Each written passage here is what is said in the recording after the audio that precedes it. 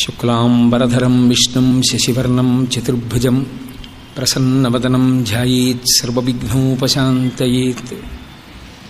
గురుర్బ్రహ్మా గురుర్విష్ణుః గురుర్దేవో మహేశ్వరః గురుః సాక్షాత్ పరబ్రహ్మ తస్మై శ్రీగురవే నమః. వ్యాసాయ విష్ణురూపాయ వ్యాసరూపాయ విష్ణవే నమో వై బ్రహ్మనిధయే వాసిష్ఠాయ నమో నమః. కూజంతం రామ రామేతి మధురం మధురాక్షరం ఆరుహ్య కవితాశాఖాం వందే వాల్మీకికోకిలం. శృతిస్మృతిపురాణానాం ఆలయం కరుణాలయం నమామి భగవత్పాదశంకరం లోకశంకరం. వాగర్ధావివ సంపృక్తౌ వాగర్ధప్రతిపత్తయే జగతః పితరౌ వందే పార్వతీపరమేశ్వరౌ. సూక్తిం సమగ్రేతు న స్వయమేవ లక్ష్మీః శ్రీరంగరాజమహిషీ మధురైకటాక్షైః. వైదగ్ధ్యవర్ణగుణగుంభనగౌరవైర్యాం కండూలకర్ణకుహరాः కవయోధయంతి. హైమోర్ధ్వపుండ్రమజహన్మకుటం సునాసం మందస్మితం మకరకుండలచారుగండం. బింబాధరం బహుళదీర్ఘకృపాకటాక్షం శ్రీవేంకటేశముఖమాత్మని సన్నిధత్తాం. విమలపటీ కమలకుటీ పుస్తకరుద్రాక్షశస్తహస్తపుటీ కామాక్షీ పక్ష్మలాక్షీ కలిత విపంచీ విభాసి వైరించీ. మనోజవం మరుతతుల్యవేగం జితేంద్రియం బుద్ధిమతాం వరిష్టం వాతాత్మజం వనరయూధముఖ్యం శ్రీరామదూతం శిరసా నమామి. ఆపదామపహర్తారం దాతారం సర్వసంపదాం లోకాభిరామం శ్రీరామం భూయో భూయో నమామ్యహం. హరి ఓం. పరమేశ్వర స్వరూపైన సభకి నమస్కారం. యథార్థానికి నేను ఒక 2 రోజుల ముందరే ఈ ప్రసంగాల్ని ప్రారంభం చేసి ఉండాలి. కానీ తీర్థయాత్ర బడలిక చేత కానివ్వండి, లేదా శరీరంలో వచ్చినటువంటి ఇతర సంబంధమైనటువంటి సమస్యల వలన కానివ్వండి, కొద్దిగా జ్వరపీడితుణ్ణి కావడం చేత వచ్చి కూర్చుని ప్రసంగం చెయ్యడానికి అనువైనటువంటి స్థితి లేని కారణం చేత 2 రోజులు రాలేకపోయాను. ఇచ్చిన మాట సరిగ్గా నిలబెట్టుకోనందుకు క్షంతవ్యుణ్ణి. కానీ అది నా చేతిలో లేని విషయం. కాబట్టి ఇవాళ ప్రసంగం ప్రారంభం చేయడం జరుగుతోంది. వెంకటాచల వైభవం గురించి, లేదా వెంకటేశ్వర వైభవము. 4 మాటలు నీకేమైనా తెలిస్తే చెప్పు అన్నారు మా మిత్రుడు రామాచారి గారు. మనకి వెంకటాచల క్షేత్రం గురించి తరచుగా ఒక శ్లోకం వినపడుతూ ఉంటుంది. వెంకటాద్రి సమం స్థానం బ్రహ్మాండే నాస్తి కించన వెంకటేశ సమో దేవో న భూతో న భవిష్యతి. ఈ శ్లోకం యథార్థానికి చాలా గంభీరమైనటువంటి శ్లోకం. ఎందుచేత అంటే వెంకటాద్రి సమం స్థానం బ్రహ్మాండే నాస్తి కించన. వెంకటాద్రితో సమానమైనటువంటి స్థానము బ్రహ్మాండమునందు వేరొకటి లేదు. సరే, అక్కడి వరకు బాగుంది. వెంకటేశ సమోదేవో, వెంకటేశ్వరుడితో సమానమైన దైవము న భూతో, ఇత పూర్వము లేడు, న భవిష్యతి, ఇక ముందు ఉండడు. లోకంలో సాధారణంగా నానుడిగా ఒక మాట అంటుంటారు, న భూతో న భవిష్యతి అండి అంటారు. ఎలా జరిగిందండి వాళ్ళ ఇంట్లో పెళ్ళి అని అడిగారు అనుకోండి, అబ్బో ఏం చెప్పమంటారు, న భూతో న భవిష్యతి అంటారు. కానీ న భూతో వరకు బాగుంటుందేమో, కానీ న భవిష్యతి నిజానికి ఒక మంగళమును అపేక్షించటము అవదు. ఎందుచేత అంటే అంతకన్నా బాగా కన్యాదానం 2వ అమ్మాయికి కూడా చేస్తాడేమో ఆయన. అక్కడే మనం న భవిష్యతి అంటే ఇక ముందు ఎవ్వరూ చెయ్యరు అని, ఇక ఈ జరిగిందే గొప్పది, ఇక ముందు జరగదు అని మనమే పరిమితి తీసుకురావడం ఎందుకు? కాబట్టి నిజానికి నభూతో న భవిష్యతి అన్న మాట అంత తేలికగా వాడవలసినటువంటి మాట కాదు. కానీ చాలా గొప్పగా అనిపించిన వాటికన్నింటికీ నభూతో న భవిష్యతి అనడం అలవాటుగా మారిపోయింది. వెంకటేశ్వరుడి విషయంలో కూడా అంతేనా? లేక అలా అనడానికి ఏమైనా ప్రత్యేకమైన కారణం ఉందా? వెంకటాద్రి సమం స్థానం బ్రహ్మాండే నాస్తి కించన. కాసేపు అలా ఉంచండి, ఆ విషయాన్ని పరిశీలనం చేద్దాం. వెంకటేశ సమోదేవో న భూతో న భవిష్యతి, ఇక ఇత పూర్వము లేదు అటువంటి దైవం, ఇక ముందు రాదు. ఏ కారణానికి?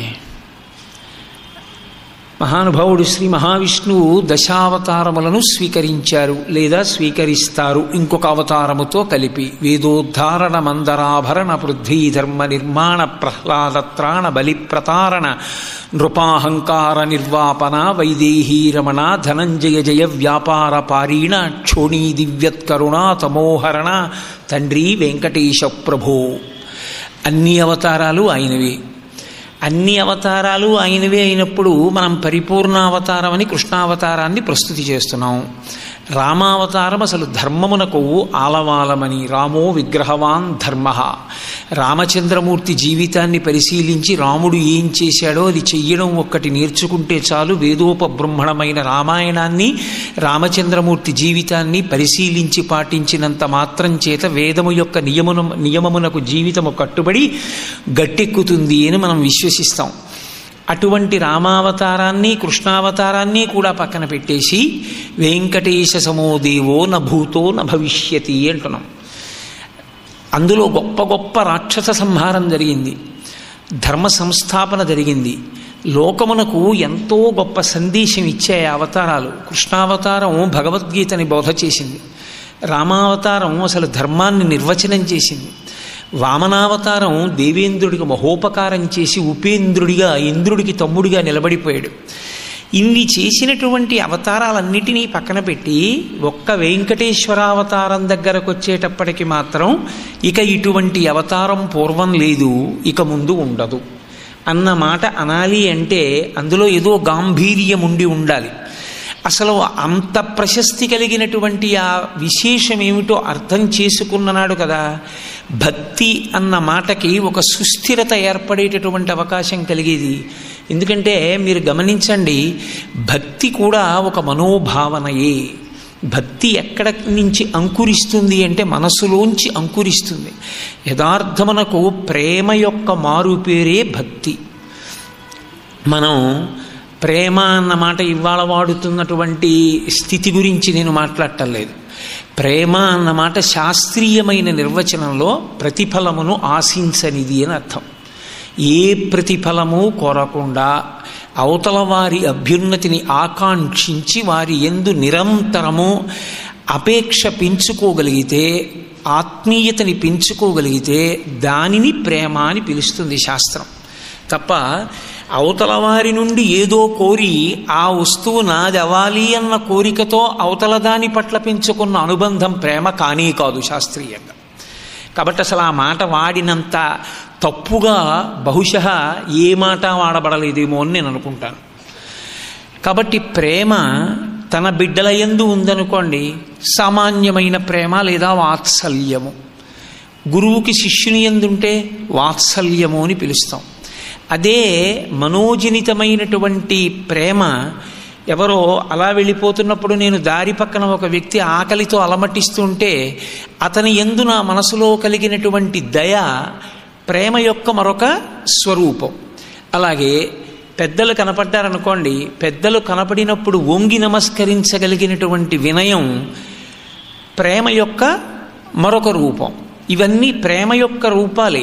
ఇవన్నీ ఆయా సందర్భములను బట్టి ఆయా పేరు సంతరించుకుంటుంటాయి. ఇందులో అసలు ఎన్నడూ కంటికి కనపడే అవకాశం లేక అపారమైన భక్తి తత్పరుడైతే తప్ప మాంసనేత్రంతో దర్శనం చెయ్యడానికి వీలు కాని పరమాత్మ యొక్క తత్వాన్ని నిరంతరము మనసులో అనుసంధించుకోవడం చేత భగవంతుని యందు నిరంతరము కృతజ్ఞత పెళ్ళుబుకుతూ ఉండేటటువంటి జీవితమును గడపగలిగినటువంటి సమర్థత ఎవరి యందు ప్రకాశించినదో వారి యందు భక్తి పండినది అంటాం. అంటే నా ఉద్దేశ్యం ఏదో తెల్లవారుజామున వెళ్ళి పూజ గదిలో ఒక్క క్షణం కూర్చుని 4 అగరత్తులు తిప్పేటటువంటి భక్తి గురించి నేను మాట్లాడటం లేదు. నేను మాట్లాడుతున్నది శంకర భగవత్పాదులు సౌందర్యలహరిలో ఆవిష్కరిస్తారే, సపర్యాపర్యాయస్తవ భవతు ఇన్మే విలసితం అంటారు ఆయన. అందులో జపో జల్ప శిల్పం సకలమపి ముద్రా విరచన గతి ప్రదక్షిణ్యాక్రమణమశనాద్యాహుతి విధి. ఏది చేస్తున్నా కదలికలకు మూలమును ఆలోచించేవాడెవడో వాడు భక్తి తత్పరుడు. చెయ్యి కదిలింది, ఎందరో ఈ చేతినిలా కదపలేక ఆ చేతిని కదపడానికి కొన్ని వేల రూపాయల ఔషధుల్ని తీసుకుని విద్యుత్ శక్తితో కావాలని శరీరమునకు ఘాతమును ఏర్పాటు చేసుకుని బాధపడుతూ ఈ చెయ్యి కదులుతుందేమోనని తాపత్రయపడుతున్న వాళ్ళు ఉన్నారు. కానీ పరదేవతానుగ్రహంగా నా చెయ్యి కదులుతోంది. అమ్మా, యాదేవి సర్వభూతేషు శక్తిరూపేణ సంస్థిత, నమస్తస్యై నమస్తస్యై నమస్తస్యై నమో నమః. నా చేతులు కాళ్ళు కదులుతున్నాయంటే తల్లి నీ అనుగ్రహం. లేనినాడివి కదులుతాయా? శక్తి క్షీణించిపోతే కదలవు కదా అమ్మా అని కదలికల యందు పరదేవతని చూడడం. ఆకలి వేస్తే అమ్మ బయటన్నీ చూస్తున్నాను, ఇందులో పదార్థం అయిపోయింది, పదార్థం వెయ్యరా అని ఆకలి రూపంలో చెప్తున్నావా అని యాదేవి సర్వభూతేషు క్షుధారూపేణ సంస్థిత, నమస్తస్యై నమస్తస్యై నమస్తస్యై నమో నమః. అమ్మవారిని ఆకలి రూపంలో ప్రచోదనం చేస్తున్న ఆ తల్లి విభూతిగా చూసి నమస్కరించగలిగిన వాడికి కేవలము పూజామందిరమునందు మాత్రమే నిలబడవలసిన అవసరం లేదు భక్తితో ఉండడానికి. ఏది చూసినా ఎక్కడ చూసినా ఈశ్వర విభూతిగా చూడగలుగుతాడు. అందుకే ఉమాసహస్రం చేస్తూ కావ్యకంఠ గణపతి ముని ఒక అద్భుతమైన మాట అన్నారు. పరదేవతని దర్శనం చేయడానికి నేను ఎక్కడ చూడను, కట్టుకున్నటువంటి తెల్ల గ్లాస్ కోపంచ కూడా అంత అందంగా ఉంటుందో ఉండదో, రోడ్డు పక్క పెరిగినటువంటి ఒక ఉమ్మెత్త చెట్టుకి పూసినటువంటి తెల్లని ఉమ్మెత్త పువ్వు యొక్క పొరలో అంత తెల్లని తనాన్ని నింపినటువంటి అమ్మవారు ఉందే, ఆవిడ నాకు ఉమ్మెత్త పువ్వులో దర్శనమిస్తోంది అన్నారు. నిన్నటి రోజున ఇంత చిన్న మొలకగా ఉన్నటువంటి గడ్డి పరక పెద్దదైతే దాని మీద మంచు బిందువు పడితే, దాని మీద బాలసూర్య కిరణములు పడితే, ఆ పచ్చగడ్డి మెరిస్తే దాన్ని అనుభవించాడు ఒక కవి. ప్రాతర్వేళల మంచు చింకు గుమిజొంపంబైన లేబచ్చికల్ శ్వేతశ్రీ తిలకించుటెంతయురహించన్ సర్వభూతంబులన్ శీతశ్రాంతి వడంకతాన చలయై చిల్వొందు భూదేవికిన్ శీతర్తు ప్రభుడిచ్చు వజ్రముల రాశింబోలె నల్వంకలన్ అన్నాడు. శీతర్తు ప్రభుడు అంటే ఈ శీతాకాలమునకు అధిపతి అయినటువంటి ఋతుస్వరూపం ఏది ఉంటుందో ఆయన చూశాట. ఓహో, నేను రాగానే శరత్కాలంలో హేమంత ఋతువులో అందరూ కూడా ఉహుహు అని వడకలోక ముర్వీనాథ, లోకమంతా వణికిపోతుంటే ఈ భూదేవి మాత్రం వణకకుండా అలాగే నిలబడింది. ఇంత చలిని తట్టుకుంది. రాత్రి కంబళీ కప్పుకుందా, పరుపేసుకుందా, అయినా తల్లి కదలలేదు. నా ధాటికి కదలని తల్లి కాబట్టి ఈవిడ్ని నేను అనుగ్రహిస్తున్నాను, బహుమానం ఇస్తున్నానని వజ్రముల రాశి తీసుకొచ్చి పోశాట. ఆ వజ్రముల రాశియే పచ్చగడ్డి పరకల మీద మెరుగులు పొందుతున్నటువంటి ఆ సూర్యకిరణముల చేత ప్రకాశిస్తున్నటువంటి మంచు బిందువులు అన్నాడు ఆయన. ఉమాసహస్రంలో కావ్యకంఠ గణపతి ముని పెరుగుతున్నటువంటి పచ్చగడ్డి పరకలోని ఆకుపచ్చతనంలో పరదేవత నాకు దర్శనమైంది అన్నారు. చూడగలిగిన కన్నున్నవాడికి పరమేశ్వరుడు నిరంతరం కనపడుతూనే ఉంటాడు. అందుకే ఉపనిషత్తు ఒక మాట అంటుంది, ఈ జగత్తంతా కూడా యజమానిని గుర్తు చేయగలిగిన సాధన సంపత్తి అంటూ. నమో వృక్షేభ్యో హరికేశాయోపవీతిని పుష్టానాం పతయే నమో నమో అంటుంది రుద్రం. ఒక చెట్టు, ఆ చెట్టుని చూస్తే అంత అందంగా చెట్టుని తయారు చేసిన యజమాని ఆ శిల్పి గుర్తు రావాలిగా. ఒక గొప్ప సౌధం చూసామనుకోండి, బా ఎవరండి ఇంత గొప్పగా కట్టారు ఈ సౌధాన్ని అంటామా అనమా? ఒక వస్తువుని చూడగానే దాని ప్రకాశమును బట్టి దాని యజమానిని జ్ఞాపకం చేసుకుంటాం, ఎవరండి దీని యజమానిని. ఇన్ని వస్తువులను జగత్తు యందు చెక్కినటువంటి ఆ అపురూపమైన శిల్పి ఒకడున్నాడే, ఆ శిల్పిని ఈ జగత్తు యందు చూస్తున్నవాడెవరో వాడే విశ్వమునందు విశ్వనాథుణ్ణి పరికిస్తున్నవాడు. వాడికి కేవలము పూజాగది అక్కర్లేదు, వాడికి ప్రతి ఊపిరిలో వాడు భగవంతుణ్ణి చూడగలడు. మరాళి మందగమన అని లలితా సహస్రంలో భాస్కరరాయల వారు వ్యాఖ్యానం చేస్తారు. తమ ఊపిరులలో అమ్మవారి పాద మంజీరముల యొక్క శబ్దమును వినగలిగినటువంటి యోగి పుంగవుడెవరో వాడు ధన్యుడు. అది భక్తి. పోతన గారు భాగవతం చేస్తూ అష్టమస్కందంలో మాట అంటారు, పానీయంబులు త్రాగుచున్ కుడుచుచున్ భాషించుచున్ హాసలీలా నిద్రాదులు చేయుచున్ తిరుగుచున్ లక్షించుచున్ సంతత శ్రీనారాయణ పాద పద్మయుగళీ చింతామృతాస్వాద సంధానుండై మరచన్ సురారిసుతుడే తద్విశ్వమున్ భూవరా. ఇది భక్తి అన్న మాటకు అర్థం. మనం పరమేశ్వరుణ్ణి విడిచిపెట్టి, మనమన్న మాటలో మీరు రారు, నాలాంటి వాడి గురించి చెప్తున్నాను, భగవంతుణ్ణి విడిచిపెట్టి కేవలముగా జగత్తు యందు ఉండేటటువంటి భోగస్థానములకు మమేకము చెంది ఈశ్వరుడిచ్చిన ఏ విభూతి అయినా నాది అని గుండెల మీద చెయ్యి వేసి చరిచి మాట్లాడతాడు. అది అహంకారం. నిజంగా ఎవరు జ్ఞానియో, ఎవరు ఆ వినయ సంపత్తి మొదట ఏర్పడిందో వాడు ఇదంతా ఈశ్వర విభూతి అంటాడు. ఆయన పటకార పైన పట్టుకున్న చెయ్యి వంటివాడు, నేను పటకార వంటివాడిని. ఆయన పట్టకపోతే నేను దేన్ని పట్టుకుంటాను? కాబట్టి పట్టుకున్న చెయ్యేదో అది గొప్పది, నేనెంతటి వాడిని అంటాడు. అందుకే శంకరాచార్యుల వారు అన్నారు, నువ్వెవరివి అని నేను అడగను, నీకేమొచ్చు అని నేను అడగను, నేను నీకొకటి చెప్తానది నేర్చుకో అన్నారు. అవినయమపనయ విష్ణోహో షట్పదీ చేస్తూ ఆయన మనకి ప్రార్థనలో నేర్పిన మొట్టమొదటి మాట అది. అవినయమపనయ విష్ణోహో, ఆయన వినయం ఇయ్యి అని అడగలేదు. అది జగద్గురువులు. వినయాన్ని ఇవ్వక్కర్లేదు. చీకటి పోవాలి అంటే సూర్యుడు వస్తే చాలు, ఇంకా ప్రత్యేకంగా ఏమీ అక్కర్లేదు. అలాగే వినయం రావక్కర్లేదు, ఉన్న అవినయం పోతే చాలు, ఆ అహంకారం పోతే చాలు, వినయం అది నిలబడుతుంది. అందుకే నాకు అవినయమును తీసేసేయి అన్నారు. ఆ వినయం అన్నది మొట్టమొదట ఏర్పడిందా, ఈశ్వరుడు పరమ సంతోషాన్ని పొందుతాడు. భక్తి అన్న మాటకి ప్రాతిపదిక ఎక్కడ ఉంటుంది అంటే, నేను వేటికి యజమానిని కాను, యావదావర్తతే చక్రం యావతీచ వసుంధర తావత్వమిహ సర్వత్వం స్వామిత్వం అనువర్తయ అంటాడు భరతుడు రామాయణంలో. ఇదేది నాది కాదు, ఈ సమస్తము నీది. నాది నాది అని చెప్పిన వాళ్ళు ఎందరో వచ్చారు. మిగిలిన వాళ్ళని విడిచిపెట్టండి, ఈ భూమే నాదన్నారు. కారే రాజులు రాజ్యముల్ గెలువరే గర్వోన్నతిం పొందరే వారేరి సిరిమూట కట్టుకొని పోవంజాలిరే భూమిపై పేరైనన్ కలదే శిబి ప్రముఖులన్ ప్రీతిన్ యశక్కాములై ఈరే కోర్కెలు వారలంతలపరే ఈ కలమున్ భార్గవ అంటారు పోతనగారు.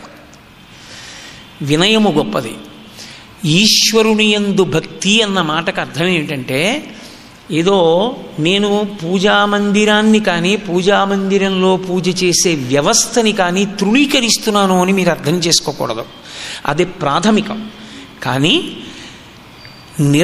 ఎప్పుడైనా ఎక్కడైనా భగవంతుణ్ణి మాత్రమే చూడగలిగినటువంటి దృష్టికోణము, ఆ వైశాల్యము పెరిగితే అది భక్తి యందు స్థిరపడినాడు అంటారు. లేకపోతే ఏమవుతుందంటే, మీరు ఆలోచించండి, నేను ఒక్క మాట చెప్తాను, ఇప్పుడు మీరు ఉత్తరక్షణం నాకు జవాబు ఇవ్వక్కర్లేదు, మీరు బాగా ఆలోచించి తర్వాత దాని గురించి మీరు ఒక నిర్ణయానికి రండి. కేవలం కరచరణాదులతో మాత్రమే నువ్వు పూజ చేస్తూ వెళ్ళినంత కాలమే ధన్యుడవు అని నేను ఒక మాట అన్నాను అనుకోండి, ఈ శరీరము జర్జరీభూతమవుతుంది ఒకనాడు. దీనికి వికారం ఉంది, ఇది షడ్వికారములతో కూడుకున్నది. ఇది అన్ని వేళలా సహకరిస్తుంది అని నమ్మకం లేదు. అలా సహకరించి ఉంటే 2 రోజుల క్రితం నేను ఉపన్యాసానికి వచ్చి ఉండేవాడిని. కాబట్టి ఇది అన్ని వేళలా సహకరించదు. మరి అన్ని వేళలా సహకరించినప్పుడు ఈ శరీరంతో, కర్మేంద్రియాలతోటి, జ్ఞానేంద్రియాలతోటి పూజ చెయ్యలేని పరిస్థితి ఏర్పడిన నాడు దిక్కేది? ఈశ్వరునికి కృతజ్ఞత ఆవిష్కరించే మార్గం ఉండదా భక్తిలో? అందుకే ఒంట్లో ఓపికండగా చేసేటటువంటి భక్తి ఓపిక ఉడిగిపోయిన తరువాత నిలబడగలిగినటువంటి స్థాయి కోసమని చేసే ప్రయత్నం యథార్థమునకు అది. అందుకే అన్ని వ్రతాలలోకి గొప్పది ఏది అంటే ఏకాదశి వ్రతం అంటారు. ఏకాదశి వ్రతం చాలా కష్టం అండి అంటారు. ఏం చేయాలండి ఏకాదశి వ్రతం అని అడిగారు అనుకోండి నన్ను. నిర్జలోపవాసం చెయ్యండి అని నేను చెప్పవలసి ఉంటుంది యథార్థానికి. నీళ్లు కూడా పుచ్చుకోకండి. అందుకే బ్రహ్మచారికి, కాయకష్టం చేసేవాడికి, 80 ఏళ్ళు దాటిన వాడికి, వ్యాధిగ్రస్తుడికి ఏకాదశి వ్రతాలు లేవు. ఏకాదశి ఉపవాసం చేయడమే వ్రతం అంతే. ఏమంటే ఆ పాటి మేము చేయలేమా అంటారేమో. ఏకాదశి వ్రతం చేసేటప్పుడు మనసులో ఏమనుసంధించాలందో తెలుసా శాస్త్రం? ఒకానొకనాడు ఈ శరీరం వెళ్ళి వైద్యశాలలో ఉండిపోతే, దీనికేవో గొట్టాలు పెట్టి ఎక్కిస్తూ ఉంటే, చూసేవాళ్ళు అద్దంలోంచి చూస్తూ ఉంటే, తినాలనున్నా ఏమీ తినకూడదు. తన ఊపిరి తాను తీసుకోలేడు కాబట్టి ముక్కు మీద తీసుకొచ్చి ఒక డిప్ప పెడితే అందులోంచి ఊపిరి లాగుతుంటే ఆ క్షణంలో నీవు ఇంత ఆకలేస్తున్నా తినకుండా, దాహం వేసినా తాగకుండా, నీ ఎదురుగుండా ఆత్మీయులున్నా మనసుంచకుండా, శరీరమునకు కలుగుతున్న బాధ లెక్క పెట్టకుండా, పక్షమునకు ఒకరోజు ఈశ్వరుని యందు మనసు పెట్టడం ఏకాదశి వ్రతంగా అలా సాధన చేయగలవా? ఆ రోజు కొరకు ఈరోజు సాధన మొదలుపెట్టాలి. అలా ఉన్నాననుకుని మొదలుపెట్టాలి. ఇంట్లో అందుకే ఏకాదశి అంటే 11 ఇంద్రియములను వెనక్కి తీయాలి.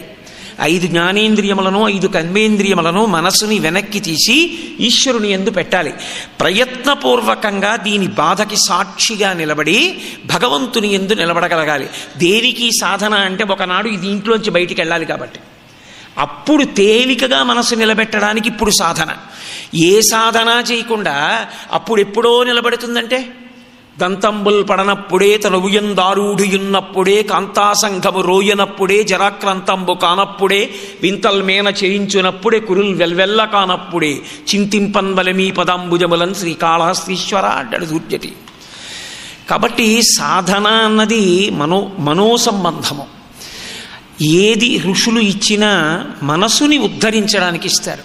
అందుకే ఇంద్రియాణి బలిష్టాని నియుక్తాని మానద అపక్వస్య ప్రకుర్వంతి వికారాం స్థాననీకశః. ఇంద్రియములు, మనస్సు వీటిని నిగ్రహించడం చాలా చాలా కష్టం. మనస్సు యొక్క భావములు ఈశ్వరుడి వైపుకి తిరిగిపోయే గలిగాయి అనుకోండి, వాడంత ధన్యుడు లేడిహ. ఇది మొదట్లో కృతజ్ఞతతో ప్రారంభమై మంచి జరిగితే ఈశ్వరుని తలుచుకోవడంతో మొదలవుతుంది. చివర చెడు జరిగితే అప్పుడు ఈశ్వరుణ్ణే. చాలా సంతోషం, ఈశ్వర మీకు కృతజ్ఞతలు. ఎందుకు కృతజ్ఞతలు? గతంలో ఏదో పాపం చేశాను, పోవాలిగా, ఇప్పుడు పోయింది. నాకు చేసే ఉపకారం ఏమిటో తెలుసా? మీ పాదముల యందు అనురక్తి పోకుండా చూడండి. ఏదో ఒక సంఘటన జరిగింది, సంఘటన మిగిలిపోయి ఈశ్వరుడు జారిపోతే నీ బతుకు పాడైపోయింది. మళ్ళీ ఎప్పుడు వస్తావు మనుష్యుడిగా? గతంలో కూడా ఉన్నాయి, కోట్ల జన్మలు ఉన్నాయి, అప్పుడు ఉన్నారు భార్యలు ఉన్నారు, అప్పుడు ఉన్నారు బిడ్డలు. వాళ్ళని నువ్వన్నా వదిలేవు, నిన్ను వాళ్ళన్నా వదిలేరు. ఇప్పుడు ఈ జన్మలో కూడా సంఘటనల్ని ప్రాతిపదికగా చేసుకుని ఈశ్వరుణ్ణి వదిలిపెడితే, అందుకే మహాభారతంలో కుంతీదేవి ఒక మాట అంటుంది, నాకు ఏది కావాలో తెలుసా? పాండవులందు యాదవులందు నాకు మోహ విచ్ఛేదము చేయుమయ్య, ఘనసింధువు చేరిడి గంగభంగి నీపాద సరోజ చింతనముపై అనిశము మదీయ బుద్ధి అత్యాదర వృత్తితో గదియగనట్లు చేయగదయ్య ఈశ్వర. నాకు కావలసింది ఏమిటో తెలుసా ఈశ్వర? నది పరిగెత్తి పరిగెత్తి పరిగెత్తి ఒకరు దారి చూపించకపోయినా వెళ్ళి సముద్రంలో కలిసినట్టు, ఒక సాధు పురుషుడు స్నానం చేస్తే పొంగిపోయి నిలబడకుండా, ఒక ముళ్ళ చెట్టు వీపు గోకితే బాధపడకుండా, ఒక దుర్మార్గుడు వచ్చి మూత్ర విసర్జన చేస్తే బెంగపెట్టుకోకుండా, పెద్దలు వచ్చి సంకల్పం చెప్పి స్నానం చేస్తే పరవశించిపోకుండా, తన మార్గాన తాను వెళ్ళి పరమేశ్వరుడితో కలుసుకున్న భక్తుల్లా సముద్రుడితో కలిసిపోయిన నదిలా నా ప్రయాణం, నా జీవితంలో నా సాధన, నా బుద్ధి పరిగెత్తి పరిగెత్తి పరిగెత్తి చిట్ట చివర నీలోకే చేరిపోయి నీలోనే కలుసుకునేటట్టు ఇన్నిటిని విడిచిపెట్టి వెళ్ళిపోతున్న నదిలా మోహము విచ్ఛిన్నమైపోయేటట్టుగా కృష్ణా నన్ను అనుగ్రహించు అని కుంతి కోరింది. అది భక్తి. భక్తి అన్న మాటకి యథార్థమైన అర్థమేమి అంటే, మనసు యందు ఈశ్వరుడు తిరుగుట. మనసు యందు ఈశ్వరుడు తిరగడానికి కారణం ఒకటి, ఆయన పట్ల ఉన్నటువంటి ప్రేమ. 2, ఎప్పుడూ ఆయన్ని చూసి మురిసిపోగలిగినటువంటి లక్షణం. అందుకే నేను మీతో మళ్ళీ మళ్ళీ మనవి చేస్తున్నాను అని అనుకోకండి. ఎందుకంటే ప్రవచనమునకు ఒక లక్షణం ఉండాలి అని పెద్దలు అంటారు. ప్రవచనం అంటే ప్రకృష్ట వచనం అని. పందిరిరాట వేసేవాడు పందిరిరాట వేసి వెళ్ళిపోకూడదు. పందిరిరాట వేసినవాడు తాను ఊపాలి. తానే ఊపి గట్టిగా ఉందా లేదా చూడాలి. గట్టిగా లేదనుకోండి, తనే బాగా ఊపి నేల గుల్లబారించోట మళ్ళీ రాళ్ళు తెచ్చి వేసి గుణపాన్ని తిప్పి బాగా నొక్కాలి. కాలుతో నొక్కి మళ్ళీ గుంజ కదిపి కదలట్లేదని తాను అప్పుడు వెళ్ళాలి. అంతేగాని నేను గుంజ పాతానని వాడు వెళ్ళిపోతే వచ్చినవాడు పందిరేస్తే కింద పడిపోతుంది. అంటే పందిరిరాట పాటడం ఎలా ఉంటుందో ప్రవచనం అంటే అలా ఉండాలి అని శాస్త్రవాక్కు. కాబట్టి నేను ప్రవచనం చేస్తున్నానన్న అహంకారంతో ఈ మాట నేను అంటలేదు, దానికి ప్రయత్నం చేస్తున్నానని మాత్రమే అంటున్నాను. అందుకే 1కి 4 మాటలు మనవి చేస్తున్నాను. ఈశ్వర దర్శనము ఎక్కడ మొదలవుతుంది అంటే విశ్వమునందే మొదలవుతుంది. అందుకే విష్ణు సహస్రనామ స్తోత్రంలోని మొట్టమొదటి నామము విశ్వం. నిజానికి మిగిలిన 999 నామములు ఆ నామమునకు వ్యాఖ్యానములు. విశ్వమే విష్ణువు. అందుకే శుకబ్రహ్మ భాగవతంలో పరీక్షత్తుకి ప్రారంభం చేస్తూ హరిమయము విశ్వమంతయు హరి విశ్వమయుండు హరిమయము కాని ద్రవ్యము పరమాణువు లేదు వంశపావన వింటే అని ప్రారంభం చేశాడు. హరిమయము విశ్వమంతయు అలా నీకు అనుభవంలోకి వచ్చే పర్యంతమో ఇదంతా ఈశ్వరుడిది, ఎంత గొప్పగా తయారు చేశాడయా అని నువ్వు ఆ కోణంతో చూడడం నీకొస్తే ప్రపంచమంతా ఈశ్వర విభూతి, దృష్టి పవిత్రమవుతుంది. అది లేనినాడు ఏమవుతుందంటే ఎక్కడెక్కడ నీకు ఏది అందంగా కనపడిందో అది నీకు కావాలనిపిస్తుంది. ప్రేమ స్థానాన్ని కామం ఆక్రమిస్తుంది. కామము ఆక్రమిస్తే నరకద్వారం తెరుచుకుంటుంది. కామద్వారము మూసుకుని ప్రేమద్వారం తెరుచుకుంటే పరమేశ్వరుడి వైపుకి ప్రస్థానం ప్రారంభమవుతుంది. అది భక్తి. కాబట్టి భక్తి కూడా మనోస్థాయి ఎందే ఉంటుంది. అది కూడా మనస్సులోంచి ఉత్పన్నమయ్యేదే తప్ప భక్తి అంటే కొత్తగా ఏదో విచిత్రమైనటువంటి స్థితిలో ఉంటుంది అని భావన చెయ్యకూడదు. కాబట్టి ఇటువంటి స్థితిని పొందినటువంటి భక్తిలో మిగిలినటువంటి అవతారాలన్నిటిలో కూడా ఈశ్వరావతారముల యందు ఏదో ఒక కారణానికి ఈశ్వరుణ్ణి పిలిచారు. నువ్వు అవతార స్వీకారం చెయ్యి అని పిలిచిన వాళ్ళు ఉన్నారు. అవతార స్వీకారము అన్న మాట గురించి కూడా కించిత్ అవగాహన ఉండవలసిన అవసరం ఉంటుంది. అవతార తార ఈ రెండు పరస్పర విరుద్ధమైన మాటలు. తార అంటే ఉన్నది ఉన్నట్టు మీకు కనపడక మీ మాంసనేత్రము దాని యథార్థ స్వరూపమును తెలుసుకొనలేక అది ఎంత పెద్దదో మీకంత చిన్నదిగా చూపించగలిగిన అయోమయావస్థకి మనోకోణంలో తార అని పేరు. ఆకాశంలో ఉంటుంది తారాపథము అంటాం మనం. నక్షత్రాన్ని చూపించి అదిగోనండి చుక్క అంటాడు, చిన్నదిలా కనపడుతుంది. నిజానికి అంతేనా నక్షత్రం? నక్షత్రం భూమి కన్నా కొన్ని లక్షల రెట్లు పెద్దది. అసలు తార యొక్క యథార్థ స్వరూపాన్ని మీకు చూపించడం కోసం తార కిందకు వచ్చిందనుకోండి, తారని యథార్థంగా చూడడానికి మనం ఉండం. ఎందుకంటే తార దిగితే తారని చూడడానికి మాంసనేత్రము యొక్క శక్తి చాలదు. అది స్వయం ప్రకాశకము, సూర్యుని కన్నా కొన్ని కోట్ల రెట్లు ప్రకాశకం.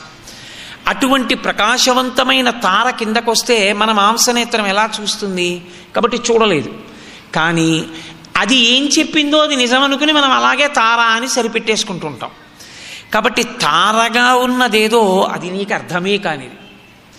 ఆ తార ఒక్క విషయంలో మినహాయింపిచ్చి నీ మాంసనేత్రంతో చూడడానికి వీలైన రీతిలో కిందకొచ్చి నీ ముందు నిలబడగలిగితే ఆనాడు నువ్వు చూస్తే దాన్ని అవతార. తార నీకు కనపడనిది, అవతార నిన్ను అనుగ్రహించినది. అరే నువ్వు నన్ను చూడలేవా, నువ్వు చూడడానికి వీలుగా నేను వస్తున్నాను. ఎలా రావాలి? ఈ మాంసనేత్రము చూడడానికి యోగ్యమైనంత తేజస్సుతో వచ్చి నీ ముందు కరచరణాదులతో నిలబడతాను. సగుణా నిర్గుణా సాతు ద్విధా ప్రోక్త మనీషిభి సగుణా రాగిభి సేవ్యా నిర్గుణాతుర్ విరాగిభి అంటాడు వ్యాసుడు. నిర్గుణమై అంతటా నిండిపోయినటువంటి పరబ్రహ్మము సగుణమై ఒక ఆకారమును పొంది కంటి ఎదుటకొచ్చి నిలబడితే దానికి అవతారమని పేరు.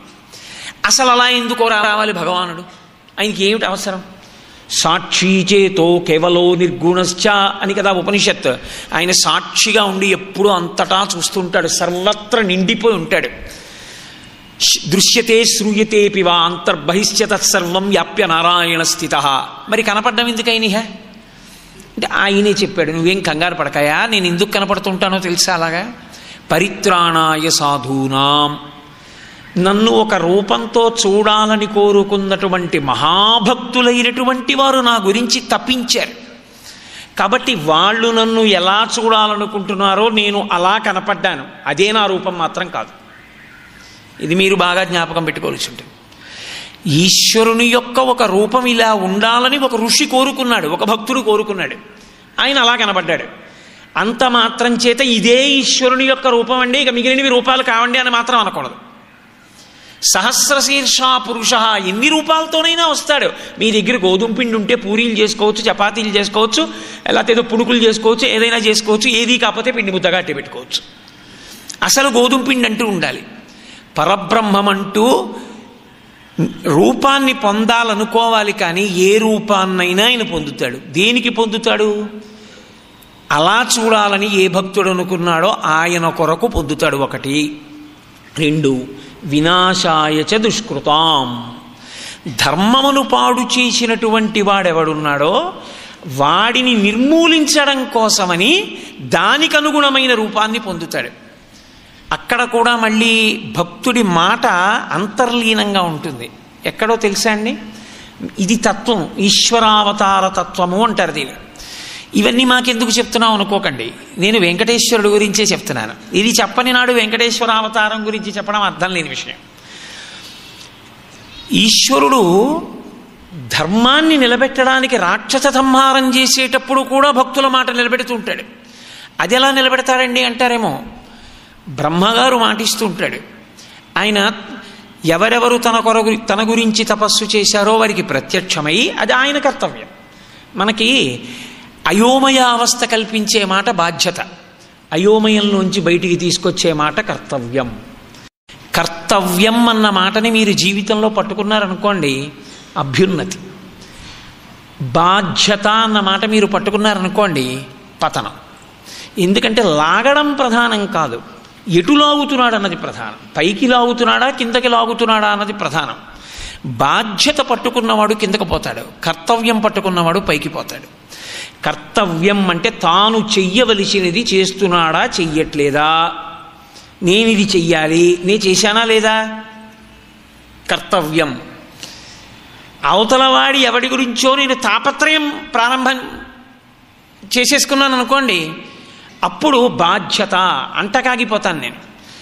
అందుకే మీరు చూడండి, శాస్త్రంలో ఎప్పుడైనా సరే కర్తవ్యం అన్న ఒక్క మాటనే వాడతారు. కర్తవ్యం దైవమాన్వికం. విశ్వామిత్రుడంతటి వాడు రాముణ్ణి లేపితే సంధ్యావందనం నీ బాధ్యత అని చెప్పలేదు, సంధ్యావందనం నీ కర్తవ్యం. చేస్తే చేయలేతే మానే. చెప్పడం నా కర్తవ్యం, చెయ్యడం నీ కర్తవ్యం. చెప్పాను చేయమని, నువ్వు చేయకపోతే మధ్యాహ్నం చెప్తాను సంధ్యావందనం చేయమని, చేయకపోతే సాయంత్రం చెప్తాను చేయమని, చేయకపోతే రేపొద్దున్న చెప్తాను చేయమని. ఇలా ఎన్నాళ్ళు చెప్తావు? నా దగ్గర ఉన్నన్నాళ్ళు చెప్తాను. ఉన్నన్నాళ్ళు చేయకపోతే నీ కర్మ, నువ్వు చేయలేదని నేను బాధపడిపోను. నా కర్తవ్యం నేను చేశానా లేదా, అంతే. ఇది ఆర్షవాంగ్మయంలో ఉన్న కీలకం. అందుకే మీరు భగవద్గీత పరిశీలించండి, భగవద్గీత అంతా కర్తవ్య బోధయ మాత్రమే చేస్తుంది. భగవద్గీత కేవల కర్తవ్య బోధ, బాధ్యతను ఎప్పుడూ మాట్లాడవు, కర్తవ్యాన్నే మాట్లాడతాయి. అందుకే కర్తవ్యం, బ్రహ్మగారికి ఒక కర్తవ్యం ఉంది. ఆయన గురించి ఎవరైనా తపస్సు చేస్తే ప్రత్యక్షం అవ్వాలి. ప్రత్యక్షమైతే ఆయన కర్తవ్యం ఏమిటంటే అవతలవాడి కోరిక అడిగి అది వేదము యొక్క పరిధిలోకి వచ్చేటట్టుగా చూసి ఆ కోరిక తీర్చాలి. అందుకని ఆయన వరం ఇస్తుంటాడు. నేను చచ్చిపోనంటాడు రాక్షసుడు. అలా తప్పదు, చచ్చిపోవాలి. పోనీ ఎలా చచ్చిపోతావు నువ్వు చెప్పు, మిగిలిన వాళ్ళకి నేను రాశాను ఎలా చచ్చిపోతాడు. పోనీ నువ్వు చెప్పు, నీ విషయంలో ఎలా చచ్చిపోతావో చెప్పు అంటే వాడు మురిసిపోయి బ్రహ్మగారిని మభ్యపెట్టాను అనుకుంటాడు. గాలిన్ కుంభిని అగ్ని అంబూల ఆకాశస్థలిన్ దిక్కులన్ రేలన్ ఘస్రబలన్ తమ ప్రబల భూరిగ్రాహ వ్యాళాదిత్య నరాది జంతు కలహ వ్యాప్తిన్ సమస్త్రాస్త్ర శస్త్రాళిన్ మృత్యువు లేని జీవనములోకాధీశ ఇప్పించవే అంటాడు. రాత్రి కాదు, పగలు కాదు, ఇంట్లో కాదు, బయట కాదు, ప్రాణం ఉన్నది కాదు, ప్రాణం లేనిది కాదు, నరుడు కాదు, మృగం కాదు, అస్త్రం కాదు, శస్త్రం కాదు, వేటితోనూ నేను చచ్చిపోకూడదు. తథాస్తు ఆయన వెళ్ళిపోతాడు. ఇప్పుడు తన భక్తుడైన వాడు బ్రహ్మగారు, ఇంటి పెద్ద, పితామహుడు, సృష్టి చేశాడు నారాయణుడి మాట పట్టుకుని. ఇప్పుడు నిన్నెవడేమన్నాడా వరం, నువ్వే చూసుకో అయితే అనడు విష్ణువు. దానికి ఎన్ని మినహాయింపులుంటాయో అన్ని మినహాయింపులతోటి అవతార స్వీకారం చేస్తాడు. అందుకని భక్తుడి మాట నిలబెట్టడం ఉందా లేదా అవతారంలో? రాక్షస సంహారమును భక్తుడి మాట నుంచి విడదీయడానికి మీకు అవకాశం ఉండదు. అందుకే పరిత్రాణాయ సాధూనాం అని ముందు నన్ను నమ్ముకున్న భక్తుల మాట నిలబెట్టడానికని ఈశ్వరుడు అనడానికి కారణం అదే. పరిత్రాణాయ సాధూనాం వినాశాయ చ దుష్కృతాం. ఇప్పుడు నేను ధర్మానికి అడ్డొచ్చిన వాళ్ళని సంహరించడానికి అవతార స్వీకారం చేసి వస్తూ ఉంటాను.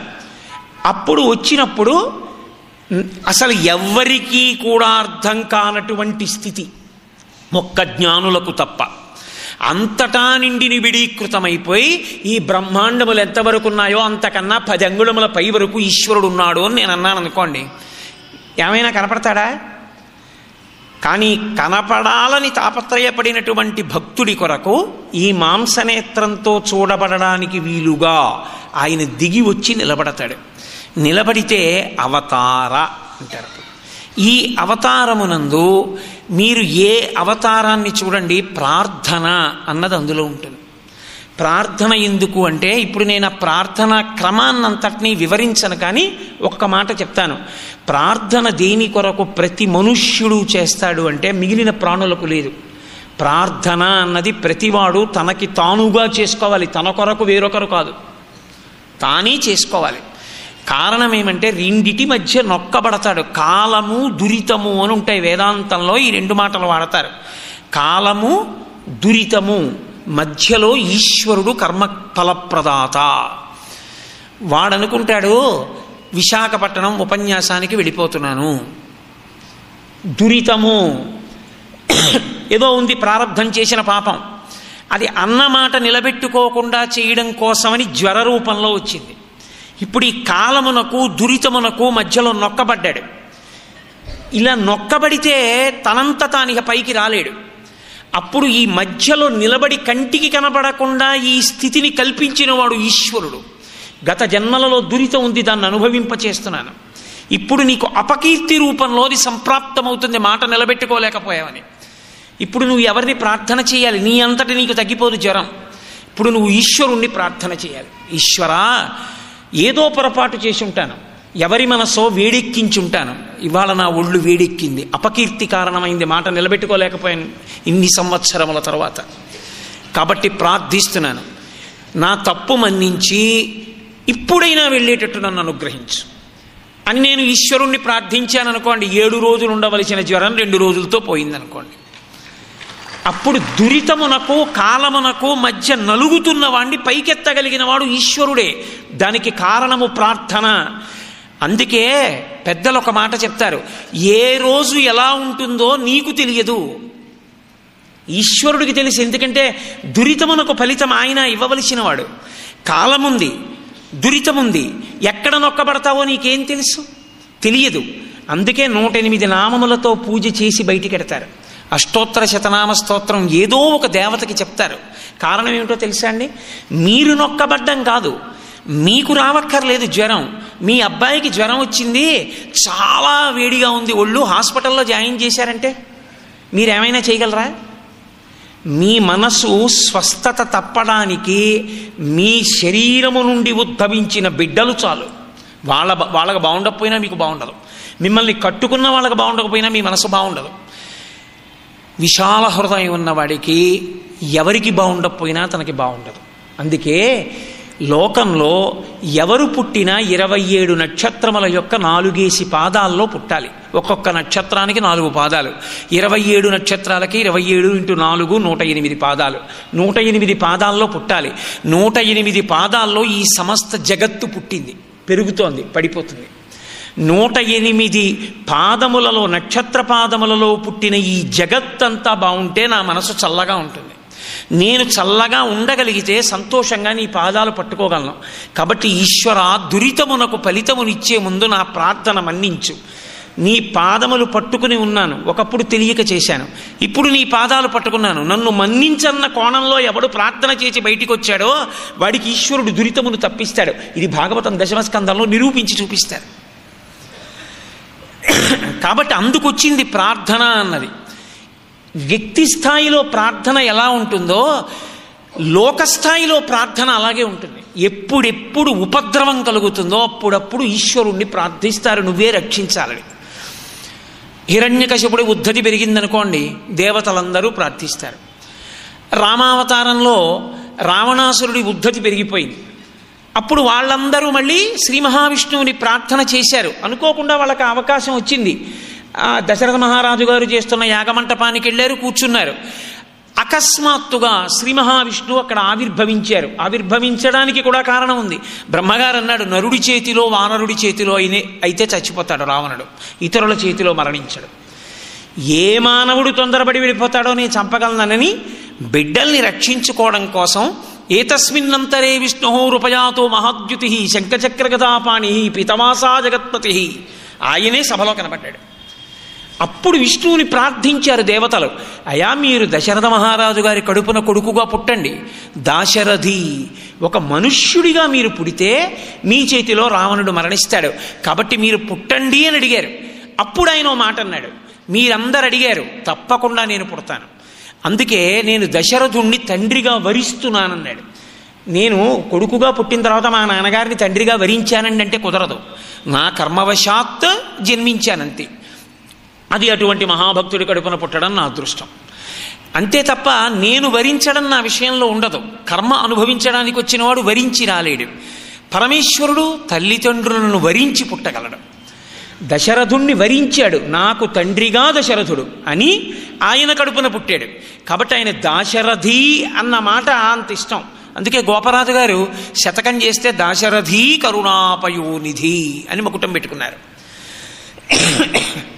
అలా ప్రార్థన చేస్తే ఆ రోజున ప్రతిజ్ఞ చేశాడు, హత్వా క్రూరం దురాత్మానం దేవర్షీణాం భయావహన్ దశవర్ష సహస్రాణి దశవర్ష శతాని చ. కారణం లేకుండా ఎవరో అడిగారని భగవంతుడు ఎవరిని చంపడం. రావణుణ్ణి చంపుతాను ఎందుకో తెలుసా? ఒక కారణానికి చంపుతాను.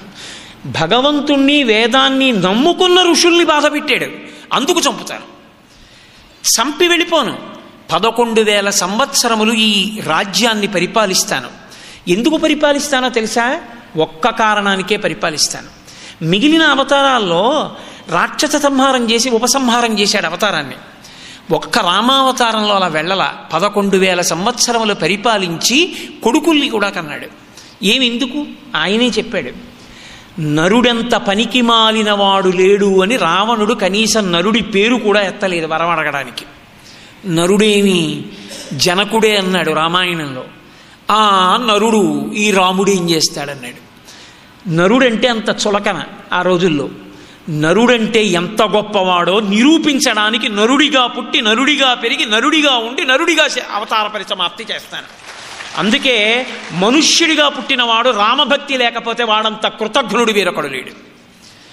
అందుకని 11,000 సంవత్సరముల రామావతారం ఉంది. ప్రార్థించింది ఒకనాడు అదితి. కశ్యప ప్రజాపతి దగ్గర ఉపదేశం తీసుకుని అడిగింది, మహానుభావ, నా కొడుకు పెద్దవాడు ఇంద్రుడు రాజ్యభ్రష్టుడైపోయాడు, అతనికి బలిచక్రవర్తి దగ్గర నుంచి రాజ్యం ఇప్పించాలి, కాబట్టి నువ్వు నాకు ఒక్కసారి అనుగ్రహించాలంది. ఎదురుగుండా కట్టెదుట కనపడ్డాడు. చూపుల శ్రీపతి రూపము ఆపోవక త్రావి త్రావి హర్షోద్ధతయై వాపుచ్చి మంద మధురాలాపంబుల పొగడినతిథి లక్ష్మీనాథున్ అంటారు పోతన గారు. భక్తి కలిగిన హృదయంలోంచి వచ్చే కవిత్వం అలా ఉంటుంది. చూపుల శ్రీపతి రూపము నాపోవక త్రావి త్రావి. ఇంత కోరిక కోరుదామనుకున్నావిడ నిజంగా శ్రీ మహావిష్ణువు ఎదురుగుండా కనపడితే ఆయన రూపాన్ని చూసి పొంగిపోయి కళ్ళతో తాగేసిందన్నారు. కళ్ళతో ఎలా తాగుతుంది? నోటితో కదు తాగుతారు. అంటే ఒక్కొక్క ఉత్సవ సమయమునందు మనస్సు ఆనందాన్ని పొందితే ఒక ఇంద్రియం చెయ్యవలసిన పని వేరొక ఇంద్రియం చేస్తుంది. చూపులతో తాగేసింది ఆవిడ. అసలు నిజంగా చెప్దామనుకున్నది తడబడిపోయింది, చెప్పలేకపోయింది. నోటంట మాటే రాలేదు. వాపుచ్చి మందమధురాలాపంబుల పొగడనదితి లక్ష్మీనాథున్, ఆయన్ని పొగిడింది. ఆవిడ ఆయన్ని వరమడగడం కాదు, శ్రీ మహావిష్ణువే ఇప్పుడు అదితిని వరం అడిగారు. నీ కోడండ్రును నీ కుమారవరులు నీనాథుడు నీవును సంశ్లోకింపన్ సతులున్ పతుల్ సమ్మోదింప రాత్రించరులు శోకింపన్ భవదీయ గర్భమున తేజోమూర్తి జన్మించదన్ నాకున్ వేడుక పుట్టు నీసుతుడనై నర్తించి వర్తింపగా. అమ్మ నీ కొడుకునై పుడతానమ్మా అని అడిగి వామనమూర్తిగా వచ్చి 3 అడుగులు దానం బట్టి రాజ్యం ఇచ్చారు. ఏ అవతారంలో మీరు చూసినా ప్రార్థన అన్నది ఉంటుంది. వెంకటేశ్వరావతారంలో ఎవరు ప్రార్థన చేశారు? ఇన్ని అవతారాల్లో మీకు కొన్ని కొన్ని ప్రార్థనలు నేను ఉదాహరణలకి చూపించాను. వెంకటేశ్వరావతారంలో ఓ శ్రీమన్నారాయణ మీరు అవతరించి మమ్మల్ని ఇలా అనుగ్రహించండి అని ఎవరైనా అడిగారా? ఆయన్ని ఎవ్వరూ అడగలేదు సరికదా. అసలు ఆయన రావలసిన అవసరమే లేనటువంటి యుగం ఏదైనా ఉంటే కలియుగం ఒక్కటే. ఎందుకో తెలుసా?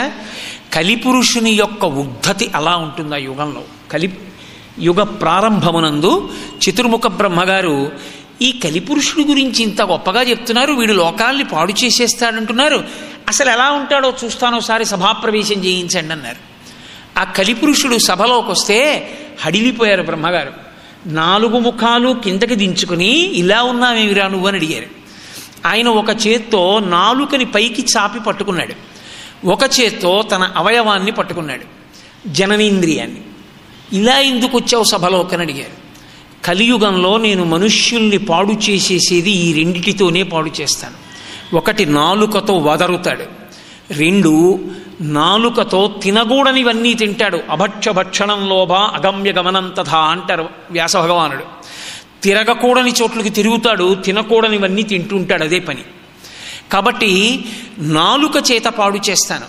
ఎప్పుడూ నా అంత గొప్పవాడు లేడన్నమాటే.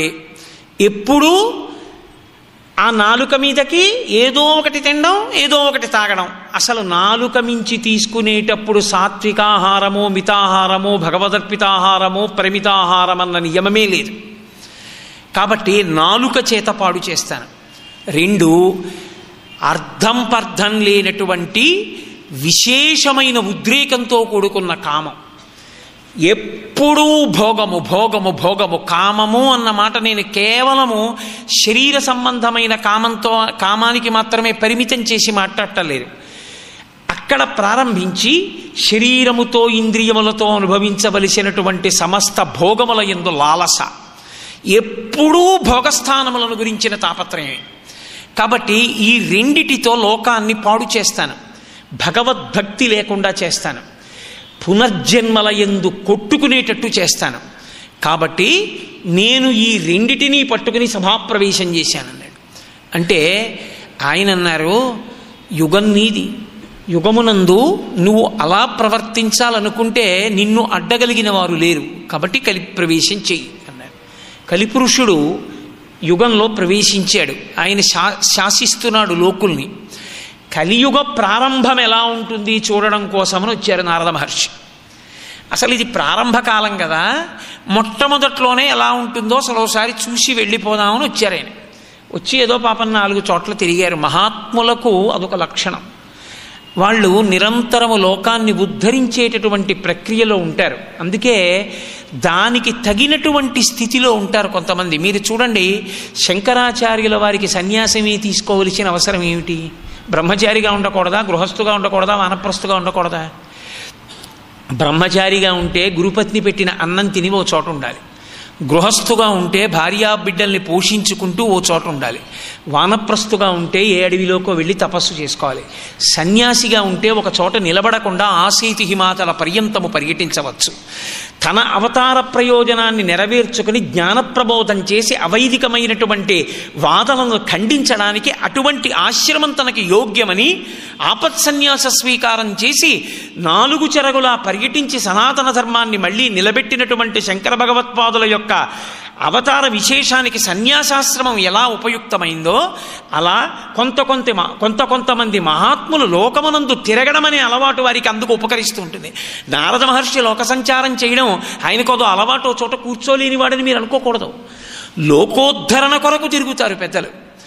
అలా తిరిగే స్వరూపం ఉన్న వాళ్ళల్లో నారదుడు ఒకడు. ఆయన లేకపోతే అసలు జగత్తు యందు ఉద్ధరణ అన్న మాట చాలా చోట్ల మూసుకుపోతుంది.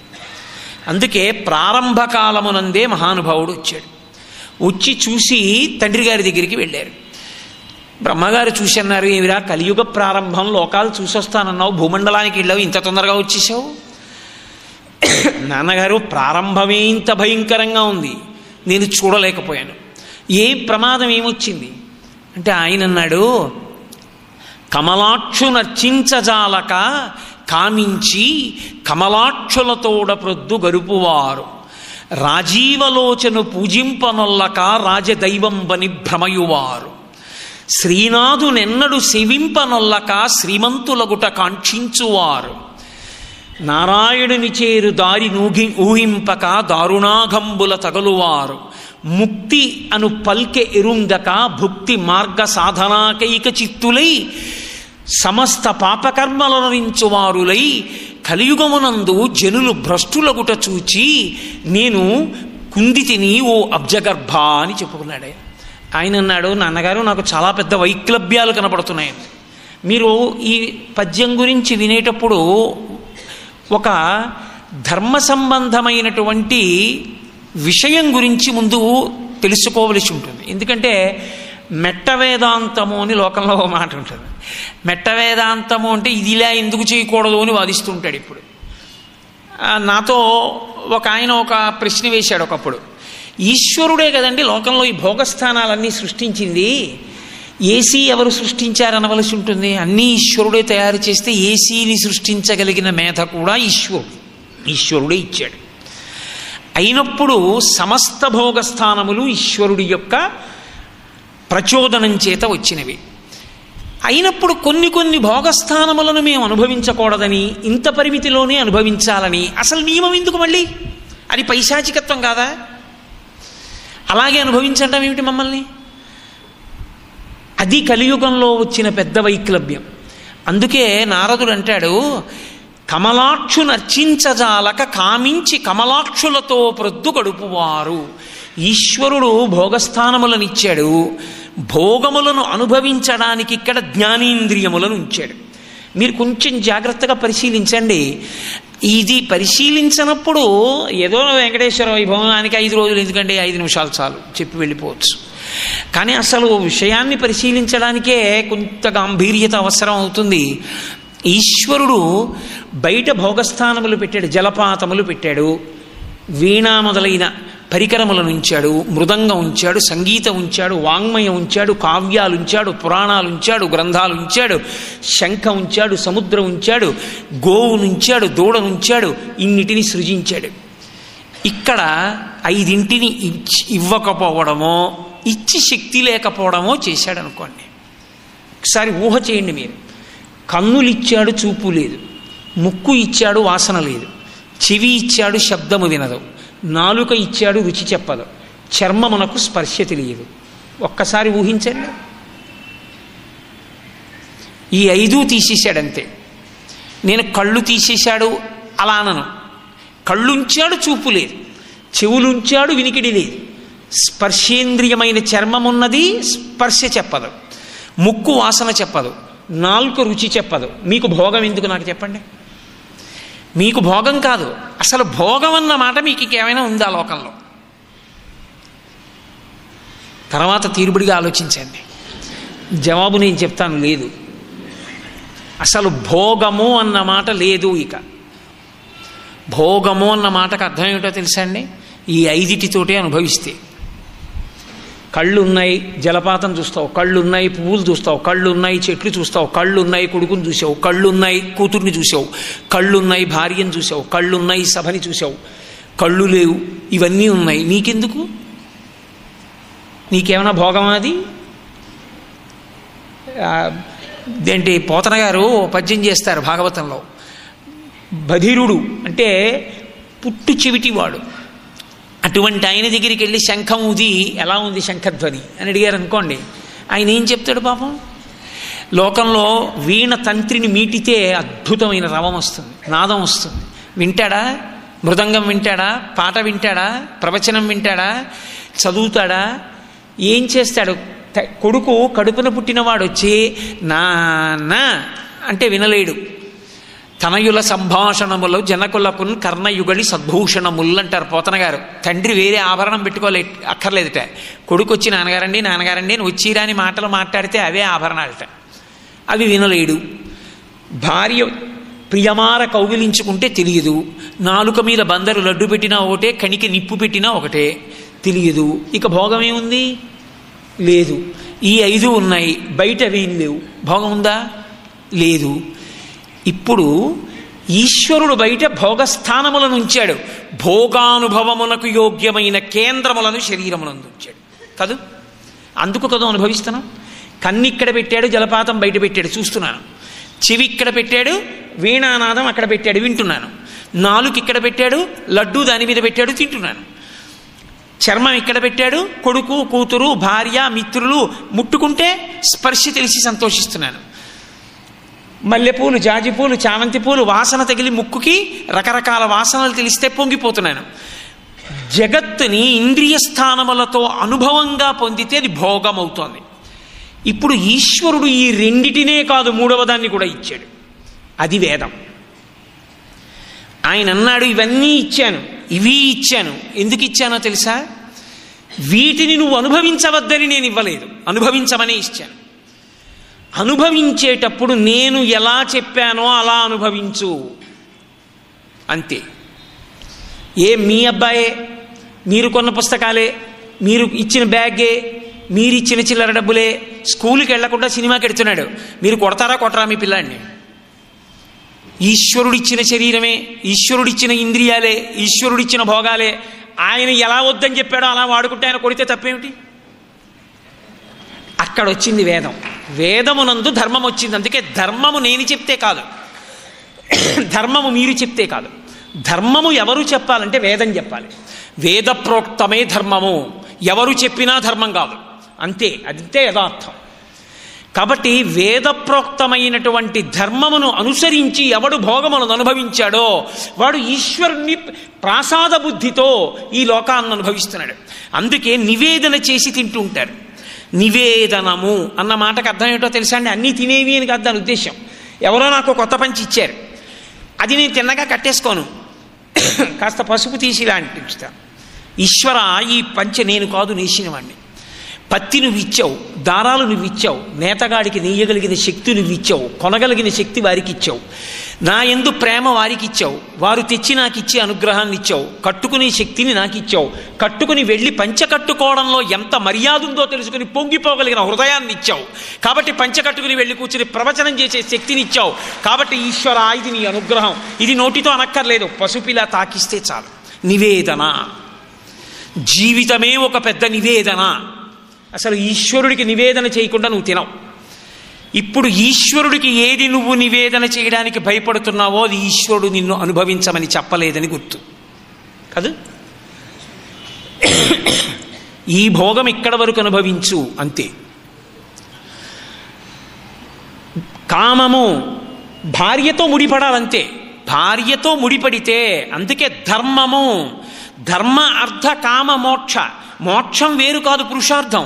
కామము ధర్మంతో ముడిపడిపోయింది అనుకోండి అంతే, కొడుకు అనే ధర్మాన్ని ఇచ్చేస్తుంది. అర్థము ధర్మంతో ముడిపడిపోయింది అనుకోండి, ధార్మికమైనటువంటి అర్థము మిమ్మల్ని రక్షించేస్తుంది. ధర్మబద్ధమైన అర్థము, ధర్మబద్ధమైన కామము మోక్షాన్ని ఇస్తుంది. ధర్మాన్ని కామంగాని అర్థంగాని వదిలిపెట్టాయా ప్రమాదాన్ని ఇస్తాయి. అందుకే పురుషార్థముల యందు మొదటిదేది ధర్మము. నువ్వు పట్టుకోవాలి దాన్ని, పట్టుకుని ఈశ్వరుడు ఎలా చెప్పాడో అలాగే అనుభవించాలి. చెలియలి కట్ట విశ్వనాథ సత్యనారాయణ గారు వేద హృదయాన్నంతటినీ పట్టుకుని ఇచ్చారు మహానుభావుడు సాహిత్యాన్ని. అది ఋషివాంగ్మయం అంటే అలా ఉంటుంది. సముద్రం దాటగలదు, వచ్చి పడిపోగలదు ఊరి మీద, కానీ ఎందుకు రాదు? ఏవి 4 కెరటాలు వచ్చి వెనక్కి ఎందుకు ఎడుతుంది? చెలియలి కట్ట తనకి తాను శాసనం చేసుకుంది, నేను దాటను, ఈశ్వరాజ్ఞ, నేను ఇక్కడ వరకే ఉంటాను, అలా వచ్చి అలా వెనక్కి వెళ్ళిపోతుంది అంతే తప్ప ఊళ్ళోకి రాదు. నీకు శక్తి ఉన్నది, నువ్వు తలుచుకుంటే ఎంతమంది కాంతలతోనైనా ఉండగలవు, కానీ ఉండను, నా జీవితంలో ఒక్క పత్నితోటే నా కామము అంతే తప్ప వేరొక స్త్రీ యందు నాకు కామము లేదు. ధర్మంతో నీ కామం ముడిపడిపోయింది, ఏకపత్ని వ్రతుడు అయిపోయావు, చెలియలి కట్ట దాటవంతే. ఇది ధర్మము చేత అర్ధకామములను ముడివేసుకోవడం, పుచ్చుకోవడం. డబ్బు పుచ్చుకునేటప్పుడు ధార్మికము కాకపోతే తీసుకోడు, 1 కోటి రూపాయలైనా. ధర్మము కొరకు కాకపోతే, ధార్మికము కాకపోతే 5 పైసలు కూడా ఖర్చు పెట్టడం. 1 కోటి రూపాయలు ఖర్చు పెడతాడు, అది ధార్మికమైతే. అధార్మికము ఖర్చు పెట్టడం, అధార్మికము సంపాదించడం అంతే. అర్థము ధర్మంతో, కామము ధర్మంతో ముడిపడింది అనుకోండి, అది ఈశ్వరుడు ఎంతో సంతోషిస్తాడు.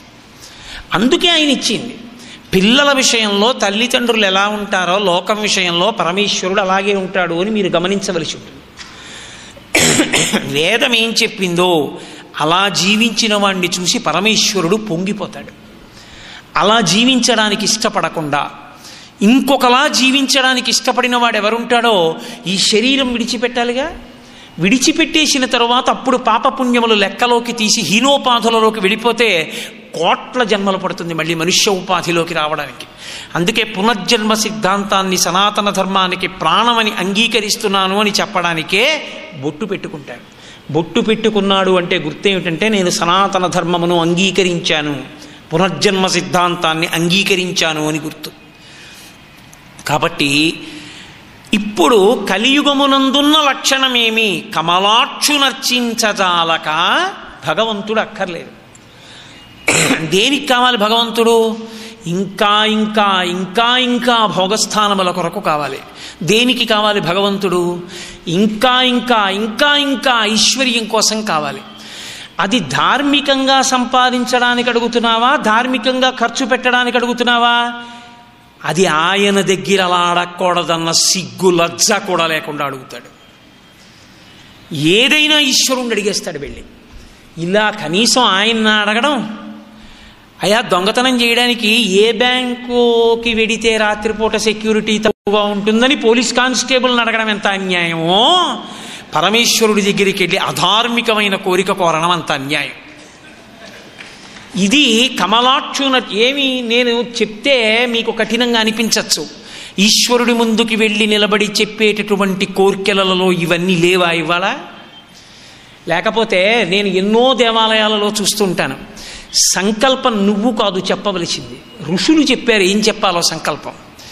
ఇంటి యజమాని పేరు చెప్పి కుటుంబం పుత్ర పౌత్రశ్చ చెప్తే చాలు, కుటుంబంలో అందరూ వస్తారు. వీడి కొడుకు పేర్లు, కోడళ్ల పేర్లు, కూతుళ్ళ పేర్లు, అల్లుళ్ళ పేర్లు, మనవల పేర్లు. ఆ అర్చకుడికి దేవాలయంలో ఇతరుల పని చూడొద్దు.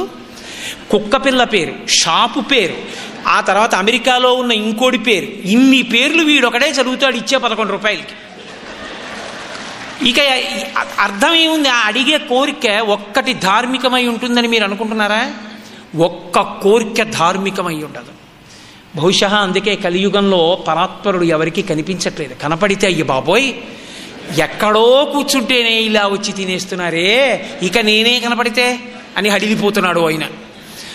అన్నీ అధార్మికమే. అసలు ధర్మం అన్న మాట అక్కరలేదు. అయ్యా మీరు ఇలా చెప్పారు అనుభవించమని మేము ఇలా అనుభవిస్తాం. పాయస పాత్రకి బెల్లంతో చేసిన పాయసానికి పంచదారతో చేసిన పాయసానికి ఏ పాటి రుచిలో తేడా లేదా? అదే పాయసం పంచదారతో చేసిన పాయసమే, స్టీల్ గిన్నెలో పోసిచ్చిన అదే రుచి, బంగారు గిన్నెలో పోసిచ్చిన అదే రుచి. చాలు, నాకు ఏ పాత్రతో దొరికిందో ఆ పాత్రతో నాకు అదృష్టం అని తృప్తి నీకెందుకు లేదు? ఎందుకు వెంపర్లాట? ఎక్కడ ధర్మం వదిలిపెట్టేశారో అక్కడ భోగము వైపుకి తిరుగుతుంది దృష్టి. దృష్టి భోగం వైపుకి ఎంత తిరిగిపోతోందో అక్కడక్కడ ధర్మము నశించిపోతుంది. మీరు బాగా గుర్తుపెట్టుకోండి, ఈ దేశ ఔన్నత్యము భోగముల వలన కాదు. భారతదేశం పేరు చెప్తే విదేశాల్లో దేనికి నమస్కరిస్తారు అంటే ఇక్కడ ధార్మిక నిష్టకి నమస్కరిస్తారు. శరీరాన్ని కూడా లెక్క పెట్టకుండా తపస్సు చేసి తొడల కింద తేళ్లు జెర్రిలు కొరికేస్తే రక్తం అట్టలు కట్టిన ఆత్మయందు నిలబడిన భగవాన్ రమణుల పేరు చెప్పినందుకు భారతదేశానికి నమస్కరిస్తారు.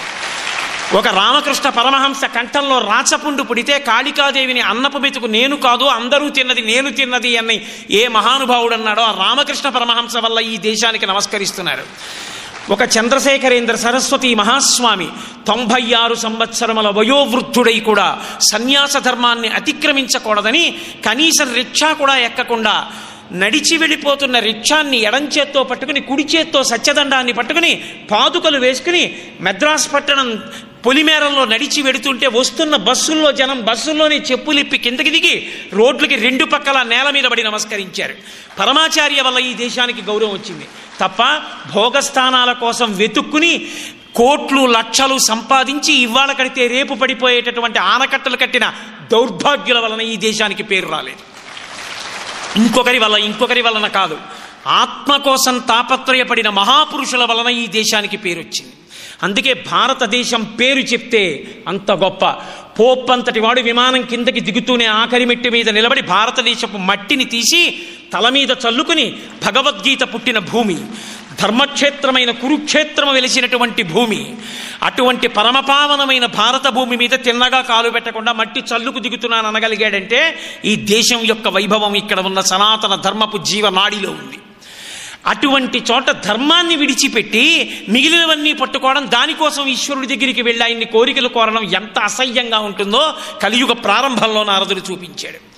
కమలాక్షునర్చించ కానక కామించి కమలాక్షులతోడ పొద్దు గడుపువారు, రాజీవలోచను సేవింపనొల్లక రాజదైవంబని భ్రమయువారు. ఒక్కడికి పరమేశ్వరుడు అక్కర్లేదు. ఎంతమంది ఎక్కుతున్నారు, ఎంతమంది దిగుతున్నారు సింహాసనాల మీదకి. ఎంతమంది ఎక్కినా ఎంతమంది దిగినా ఎక్కించినవాడు దింపినవాడు వేరొకడున్నాడు. నేను ఎక్కడో రోజు పేపర్లో చదివి మురిసిపోయాను. భారతదేశానికి చీఫ్ ఎలక్షన్ కమిషనర్ చేసినటువంటి ఒక మహానుభావుడు ఈ మధ్యకాలంలోనే వెంకటాచలం వెళ్ళి బయటికి వస్తే, ఎలక్షన్స్ బాగా జరిపించాలని మీరు భగవంతుడిని అడిగారా శక్తి కోసం అని అడిగితే ఆయన అన్నారు, అదొక్కటేమి, ఏది చేయించినా ఎక్కడ చేయించినా ఎవరిని ఏ పదవిలో కూర్చోపెట్టినా వాడే అఖిలాండ కోటి బ్రహ్మాండ నాయకుడు, వాండి కాకపోతే ఎవరిని అడుగుతానన్నాడు. ఒక మహానుభావుడు శ్రీహరికోటలో రాకెట్ లాంచ్ చేస్తూ వెళ్ళి పరమేశ్వరుణ్ణి ప్రార్థన చేశాడు. ఏమి దోషం? కాబట్టి భగవంతుని ప్రార్థించాలి. మనం భగవంతుణ్ణి సేవించి ఏ స్థానము మనకి పరమేశ్వరుడిచ్చాడో ఆ స్థానానికి పవిత్రత కల్పించాలన్న తాపత్రయం పోయింది. పోయి అరే నన్ను ఇవాళ రాజు అన్న గౌరవాన్ని ఇచ్చినవాడు వాడురా అని వాడి దర్శనానికి వెళ్ళేవాడు లేడు. వాడికి ఆ పదవి ఎవరో ఇచ్చారన్న తాపత్రయంతో వాళ్ళ కాళ్ళ మీద పడడానికి పరిగెత్తే వాళ్ళే ఎక్కువైపోయారు ఈశ్వరా. కాబట్టి రాజీవలోచను సేవింపనొల్లక రాజశైవంబని భ్రమయువారు. ఎప్పుడు అధికారుల చుట్టూ, ఇంకోళ్ళ చుట్టూ, రాజుల చుట్టూ అంటే ఇప్పుడు రాజులు లేకపోవచ్చు, కానీ అధికారమును కల్పింపగలిగినటువంటి వాళ్ళ దగ్గరికి వెళ్ళి ఎన్నెన్ని స్తోత్రాలు, ఎంతంత కీర్తనలు, ఎంతంత కవిత్వమో, ఎన్నెన్ని పొగడ్తలు పొగడగలరో. విష్ణు సహస్రనామం వచ్చా అని అడగండి. నేను ఒకసారి ఒక ఆప్థమాలజిస్ట్ దగ్గరికి వెళ్ళాను కళ్ళజోడు ఎంచుకుందామని. పవర్ మారితే నాతో పాటు ఇంకొక ఆయన వచ్చారు బొట్టు పెట్టుకుని, బ్రాహ్మణుడు. వస్తే ఆ డాక్టర్ గారు పాపం ఆయన్ని చూసి ఎంతో సంతోషించి, అయ్యా మీకు ఎన్ని ఏళ్ళు అని అడిగారు. అంటే 65 ఏళ్ళండి అన్నారు ఆయన. ఆయన వెంటనే విష్ణు సహస్రనామ స్తోత్రం పుస్తకం ఇచ్చి ఆ కళ్ళజోడు అద్దాలు అందులో పెట్టి, చూడండి మీకు బాగా కనపడుతోందా అన్నారు. ఏ అద్దం పెట్టినా ఆయన విశ్వం మండవు. డాక్టర్ గారు అన్నాడు, ఎన్ని అద్దాలు పెట్టినా విశ్వం మంటలేదు, మీరు మొదటి మాట ఏమి కనపట్టలేదా అన్నాడు. ఆయన అన్నాడు, ఏం అనుకోకండి, నేను ఇప్పుడు ఈ పుస్తకం చదవలేదన్నాడు ఆయన. అంటే డాక్టర్ గారు తెల్లబోయి అన్నాడు, మీకు 65 ఏళ్ళు అంటున్నారు, బ్రాహ్మణులు అంటున్నారు, మీరు విష్ణు సహస్రమే చదవలేదా? నేను ఎప్పుడూ చదవలేదండి అన్నాడు. డాక్టర్ గారి కళ్ళల్లో ఒక ఆశ్చర్యపు తునక కనపడింది నాకు. కాబట్టి ఆయన ఎంతమంది గురించి చెప్తున్నాడో, ఇతరుల గురించి. ఆయన అండి చాలా ప్రాపర్టీ ఉందండి, ఫలానా చోట ఫ్యాక్టరీ ఉందండి, చాలా గొప్పవాడండి, ఇన్ని చెప్పేస్తున్నాడు. రాజీవలోచను సేవింపనొల్లక రాజదైవంబని భ్రమయువారు. రాజీవలోచనుడు అక్కర్లేదు, పరమేశ్వరుడు అక్కర్లేదు, ఆయన మీద ఒక్క పద్యం అక్కర్లేదు. ఒకవేళ ఏ పిల్లలకన్నా పద్యం చెప్పడం బాగా వచ్చిందనుకోండి, తల్లిదండ్రులకు అవమానం. నీపాద కమల సేవయు అని చెప్పేయడమే, అలా చెప్పకూడదు.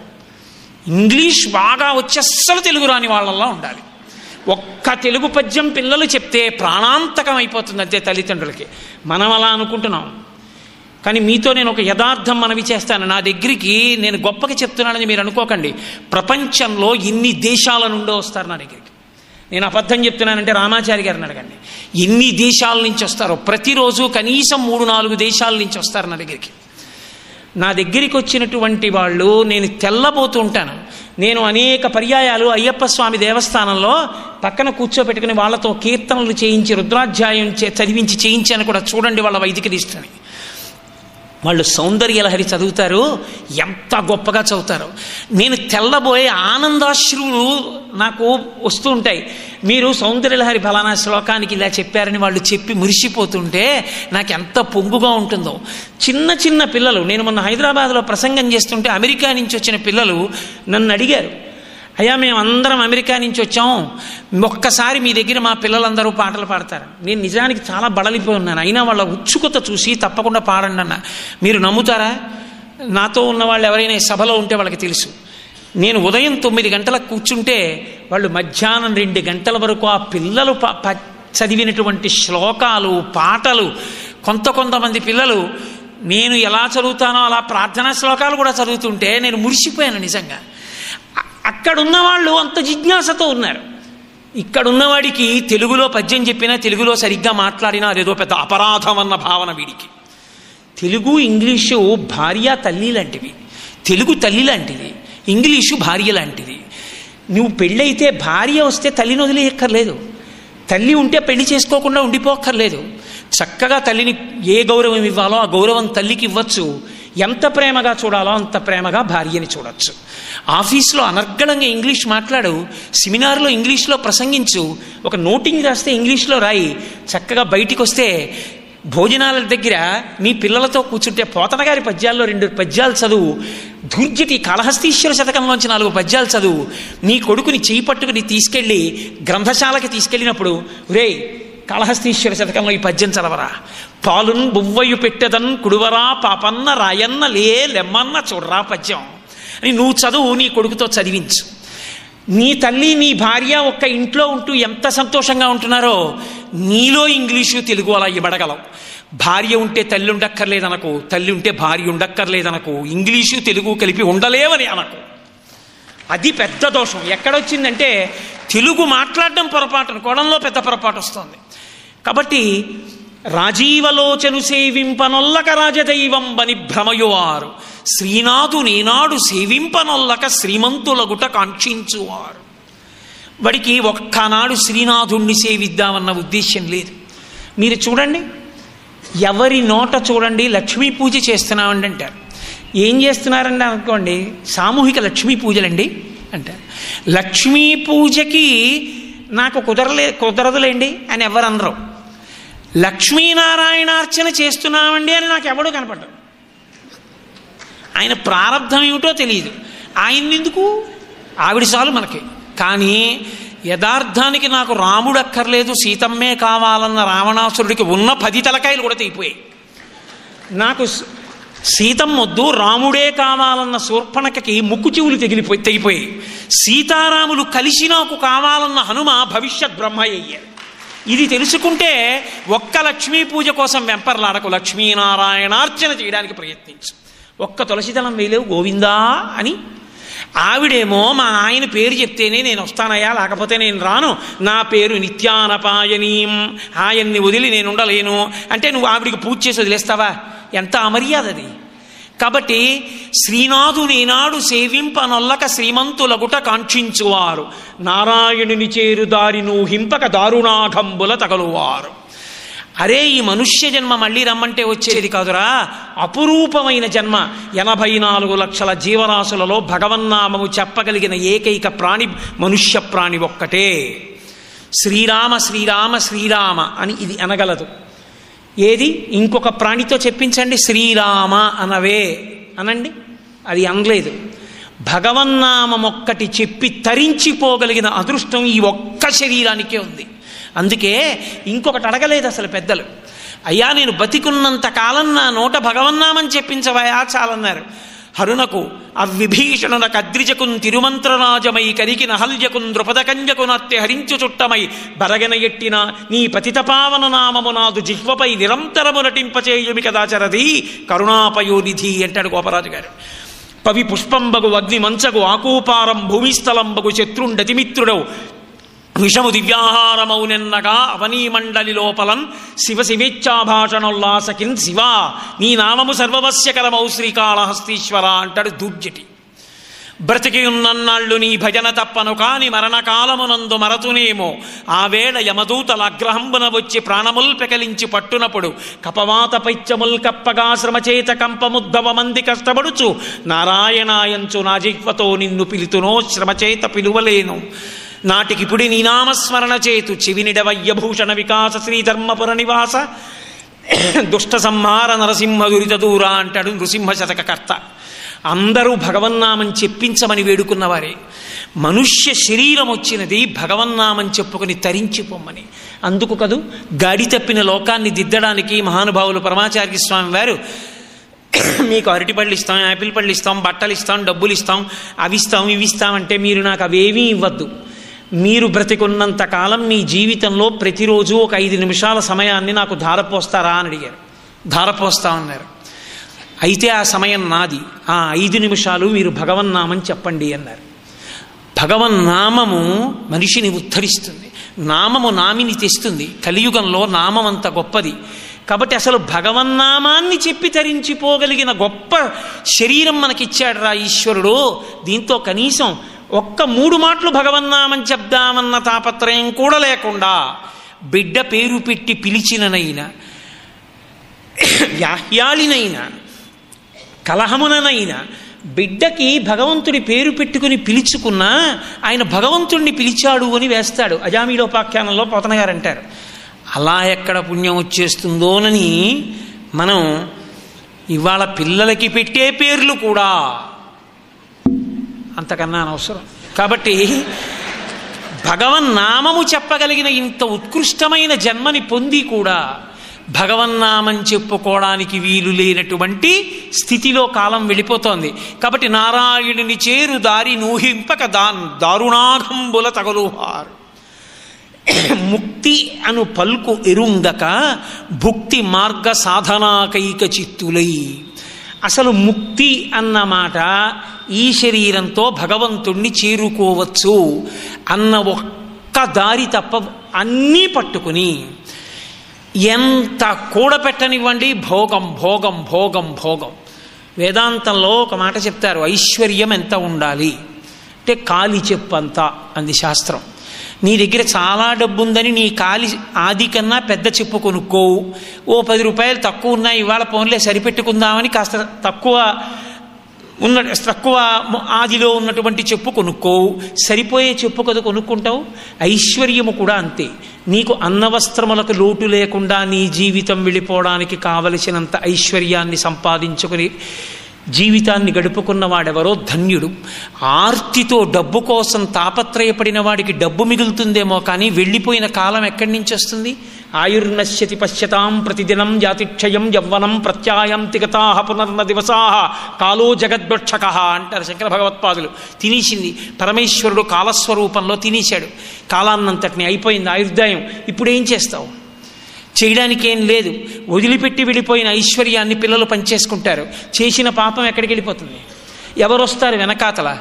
కాయము వీడి జీవుడతి కంపిత చిత్తత నీగుచుండవో నాయనయంచు ఏడ్చు నిజ నందన నందినుల ఇలకాని కందోగిని భష్పములు తొలుత దుఃఖమహంబుని సొచ్చుపత్నియున్ కాయము వీడిరారు కదా చేసిన పుణ్యము కర్మము తప్ప శంకర. ఎవరొస్తారు? ఎవ్వరూ ఉండరు. వైసిగతే కక్కామ వికార శుష్కే నీరే కక్కాసార క్షీణే విత్తే కస్సంసారో జ్ఞాతే తత్వే క్షీణే విత్తే కస్సంసార జ్ఞాతే తత్వే కస్సంసార అని శంకర భగవత్పాదులు భజగోవిందంలో చెప్పినట్టు ఇంకా అజ్ఞానము కలిగితే ఇక సంసారం ఎక్కడుంటుంది? కాబట్టి భగవంతుణ్ణి చేరడానికి ఈ శరీరాన్ని ఒక ఉపకరణముగా వాడుకోవడానికి అవకాశం ఉన్నది ఇదొక్కటే. ఆవు పాలు ఇవ్వగలదు. ఆవు పాలు గొప్పవి. ఆవు పెరుగు గొప్పది. ఆవు పెరుగులోంచి వచ్చిన నెయ్యి గొప్పది. పంచగవ్యములు గొప్పవి. ఇన్ని గొప్పవైన ఆవు గుళ్ళోకి వెళ్ళి అభిషేకం చెయ్యగలదా? శివలింగం దగ్గరికి వెళ్ళి ధారలు విడిచిపెట్టగలదా? మనం పిండుకుని మన గోత్రనామాలతో మన అభ్యున్నతి కొరకు మనం చేసుకోగలం అభిషేకం. అది ఈ ఉపాధికి మాత్రమే ఉంది. మనుష్య ఉపాధిలో ఉన్నాం కాబట్టి ఇంతమంది వచ్చి కూర్చుంటే ఊరుకున్నారు. ఈ ఉపాధిలో లేనందుకు ఒక కుక్క పూర్వజన్మ సంస్కారం ఉండి వెంకటేశ్వర వైభవం విందామని ఈ మెట్లెక్కి ఇలా వస్తే చీచీ చీచీ అని బయటికి తరిమేస్తాం. ఈ ఉపాధికున్న గొప్పతనం భగవత్కథా శ్రవణం చెయ్యగలదు, భగవన్నామమును పలుకగలదు. ఈ రెండు అపురూపమైన వరములను సంతరించుకున్నటువంటి ఈ ఉపాధికున్న గొప్పతనాన్ని విస్మరించి మిగిలినవన్నీ పట్టుకున్నవాడు ఎంత గొప్పవాడైతే ఎవడకు కావాలి? పట్టుకెడతాడా ఈ కాయంతో? ఎంత గొప్పవాడైనా చిట్ట చివరికి మహా అయితే గంధపు చెక్కల్లో కాలిపోవాలి, ఇంకొకడైతే చింతకర్రల్లో కాలిపోవాలేమో తప్ప కాలిపోవడానికి కొత్తగా అగ్నిహోత్రాన్ని చల్లని దాన్ని తీసుకురావడం ఎవడి విషయంలోనూ కుదరదు. ఈ పాటి దానికి అల్లరిపడి ఏమిటి నువ్వు మిగల్చుకున్నది? కాబట్టి నారాయణుని చేరుదారి నూహింపకదారుణాగంబుల తగలువారు ముక్తియను పల్కు ఎరుంగక భుక్తి మార్గ సాధనాకైక చిత్తులై భ్రష్టులై లోకంలో ఉండేటటువంటి జనులందరూ ఇటువంటి స్థితిలో ఉన్నారే, అరే రే రే రే వీరికి మనుష్య జన్మ ప్రయోజనమే అర్థం కాకుండా పోతోంది అని నేను చాలా బాధపడుతున్నాను నాన్నగారు అన్నాడు నారదుడు. అంటే బ్రహ్మగారు అన్నారు, స్థితికారుడు శ్రీ మహావిష్ణువు, ఆయన లోకాల్ని రక్షించవలసిన వాడు.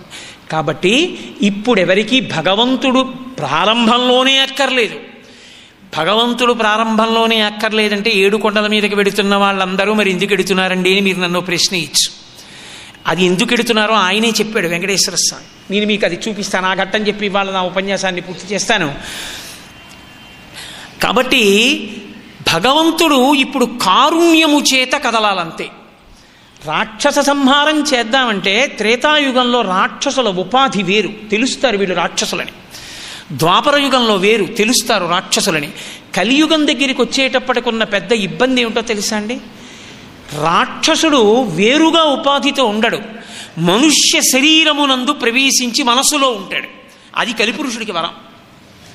ఎక్కడో ఉండడు, వాడు సభ మధ్యలోనే ఉంటాడు, లేదా చెప్తున్నవాడే అయి ఉండొచ్చు కూడా అప్పుడప్పుడు. కాబట్టి అలా కూర్చుని ఉన్నప్పుడు రాక్షసుడు వాడిని ఎలా గుర్తుపడతారు మీరు? అందుకే భాగవతంలో దంభాసురుడు అని ఒక అసురుడు కొంగ రూపంలో వస్తాడు. కాబట్టి అలా కూర్చుని ఉన్నటువంటి రాక్షసుణ్ణి మీరు పట్టుకోలేరు. కాబట్టి ఎంతమంది మనుష్యుల్ని చంపేస్తారు? ఇప్పుడు రాక్షసులను ఎంత చంపేశారు? 14,000 మందిని తెగటార్చేశాడు రామచంద్రమూర్తి. ఎప్పుడు బాణం తీశాడో, ఎప్పుడు ఎక్కువ పెట్టాడో, ఎప్పుడు కొట్టాడో కూడా తెలియదు, అలా చంపేశాడు. కాబట్టి బండన భీముడు అత్తజన బంధవుడు జ్వల బాణతోణ కోదండ కళాప్రచండ భుజతండవ కీర్తికి రామమూర్తికిన్ రెండవ సాటి దైవమిక లేడరుచున్ గడకట్టి భేరి కాడాండ డడాండ డాండ నిడదంబుల జండము నిండమత్త వేదండము నిక్కి చాటరథి కరుణాపయోనిధి అని గోపరాజు గారు పొంగిపోయారు. కానీ ఇప్పుడు ఈ లోకంలో ఈ స్థితిలో రామచంద్రమూర్తి వస్తే ఎంతమందిని చంపుతాడు? ఎవరికీ ధర్మం అక్కర్లేకపోతే, అందరి మనసులో రాక్షసుడే ప్రవేశిస్తే, అందరికీ ఇంద్రియ భోగాలే కావలసి వస్తే, అందరికీ ధర్మ వ్యతిరేకమైన ఆలోచనే ఉంటే ఎంతమందిని చంపేస్తాడు ఆయన? అందుకే ఇప్పుడు కావలసింది ఏది అంటే, కలిపురుషుడి ఉద్ధతి చేత ధర్మమును అందరూ విస్మరిస్తూ ఉంటే వాళ్ళకి మళ్ళీ ధర్మమునందు అనురక్తి కలిగేటట్టుగా చెయ్యాలి. ఈ ధర్మమునందు అనురక్తి కలిగేటట్టుగా చేసేటప్పుడు వేదము యొక్క ప్రమాణము పక్కకి తొలగిపోకుండా చూడాలి. రెండిటిని ఏకకాలమునందు సమన్వయం చెయ్యాలి. అందుకే ప్రార్థించేవాడే లేడు అసలు రమ్మనమని ఈశ్వరుణ్ణి. ఆయనే తనంత తానుగా కదిలాడు, ఆయన తనంత తానుగా కదిలి వచ్చాడు. అందుకే కదిలి రావడంలో ముందు అమ్మవారు కదులుతుంది, లక్ష్మి కదులుతుంది. నేను మీకు ఆ విషయాన్ని 5 రోజుల్లో ఎక్కడో ఒక రోజు చూపిస్తాను, ఆ భృగు మహర్షి వచ్చిన వృత్తాంతాన్ని. కాబట్టి ఇప్పుడు ఆ వచ్చిన వాడి పేరు వేరొకటి కాదు, వెంకటేశ్వరుడు. వేం పాపం, కట తొలగించువాడు ఈశ్వరుడు, సర్వజగన్నియామకుడు. ఆయనని ప్రశ్నించగలిగిన వారు లేరు. నువ్వు ఇలా ఎందుకు చేస్తావని అడగగలిగిన వాడు లేడు. అంతటి సార్వభౌముడు. అటువంటి వాడు శ్రీవైకుంఠాన్ని విడిచిపెట్టి భూలోకానికి వచ్చాడు. దేనికని? కేవలము కారుణ్యంతో. అరేరే నా బిడ్డలు పాడైపోతున్నారా, కలిపురుషుడి యొక్క ఉద్ధతికి, వీళ్ళకి మళ్ళీ ధర్మమునందు అనురక్తి కల్పిస్తాను, అందుకు నేను వస్తున్నానన్నాడు అని ఒక శంకరాచార్య స్వామి వారి అవతారంలా బోధ చేసుకుంటూ వెడితే అప్పటికి విని మళ్ళీ మరిచిపోతారేమోనని శ్వేతవరాహ కల్పం పూర్తయిపోయేంత వరకు అనుగ్రహించడం కోసమని మహానుభావుడు వెంకటరమణుడై వచ్చి కూర్చున్నాడు. ఆయన అనుగ్రహించిన తీరు ఎలా ఉంటుంది అన్నదాన్ని వెంకటాచల వైభవము అని మహాతల్లి తరిగొండ వేంగమాంబ గారు ఒక అద్భుతమైనటువంటి గ్రంథరచన చేశారు. తరిగొండ వెంగమాంబ గారి కవిత్వం అంటే పోతన గారి కవిత్వం ఎలా ఉంటుందో అలా ఉంటుంది. ఎందుకంటే ఏదో రాత్రి నిద్ర పట్టకపోతే కాఫీ ఫ్లాస్క్ దగ్గర పెట్టుకు రాసిన కవిత్వాలు కావా కవిత్వాలు. అవి పరమేశ్వరుడు వచ్చి తన కథ తాను వింటుండగా తానే కాలు నేలకి మట్టుతూ ఊయల ఊగుతూ భగవత్ కథ వింటుండగా ఆయన కథ ఆయనకి చెప్తుంటే ఆయన కథ ఆయన వింటూ ఆయనే కాలాన్ని మరిచిపోయేటట్టు రచించి చెప్పగలిగిన సమర్థత కలిగిన తల్లి. అందుకే వెంకటాచలం కొండ మీద ఓ పెంకుటింట్లో కూర్చుని ఆవిడ భాగవతం చెప్తుంటే వెంకటరమణుడు ఊయలలో కూర్చుని వింటున్నాడు. తెల్లవారిపోయింది. ఈవిడ చెప్పడం ఆపలేదు, ఆయన వినడంలో కాలాన్ని గమనించలేదు. ఎవరు? కాలస్వరూపుడైన పరమేశ్వరుడు.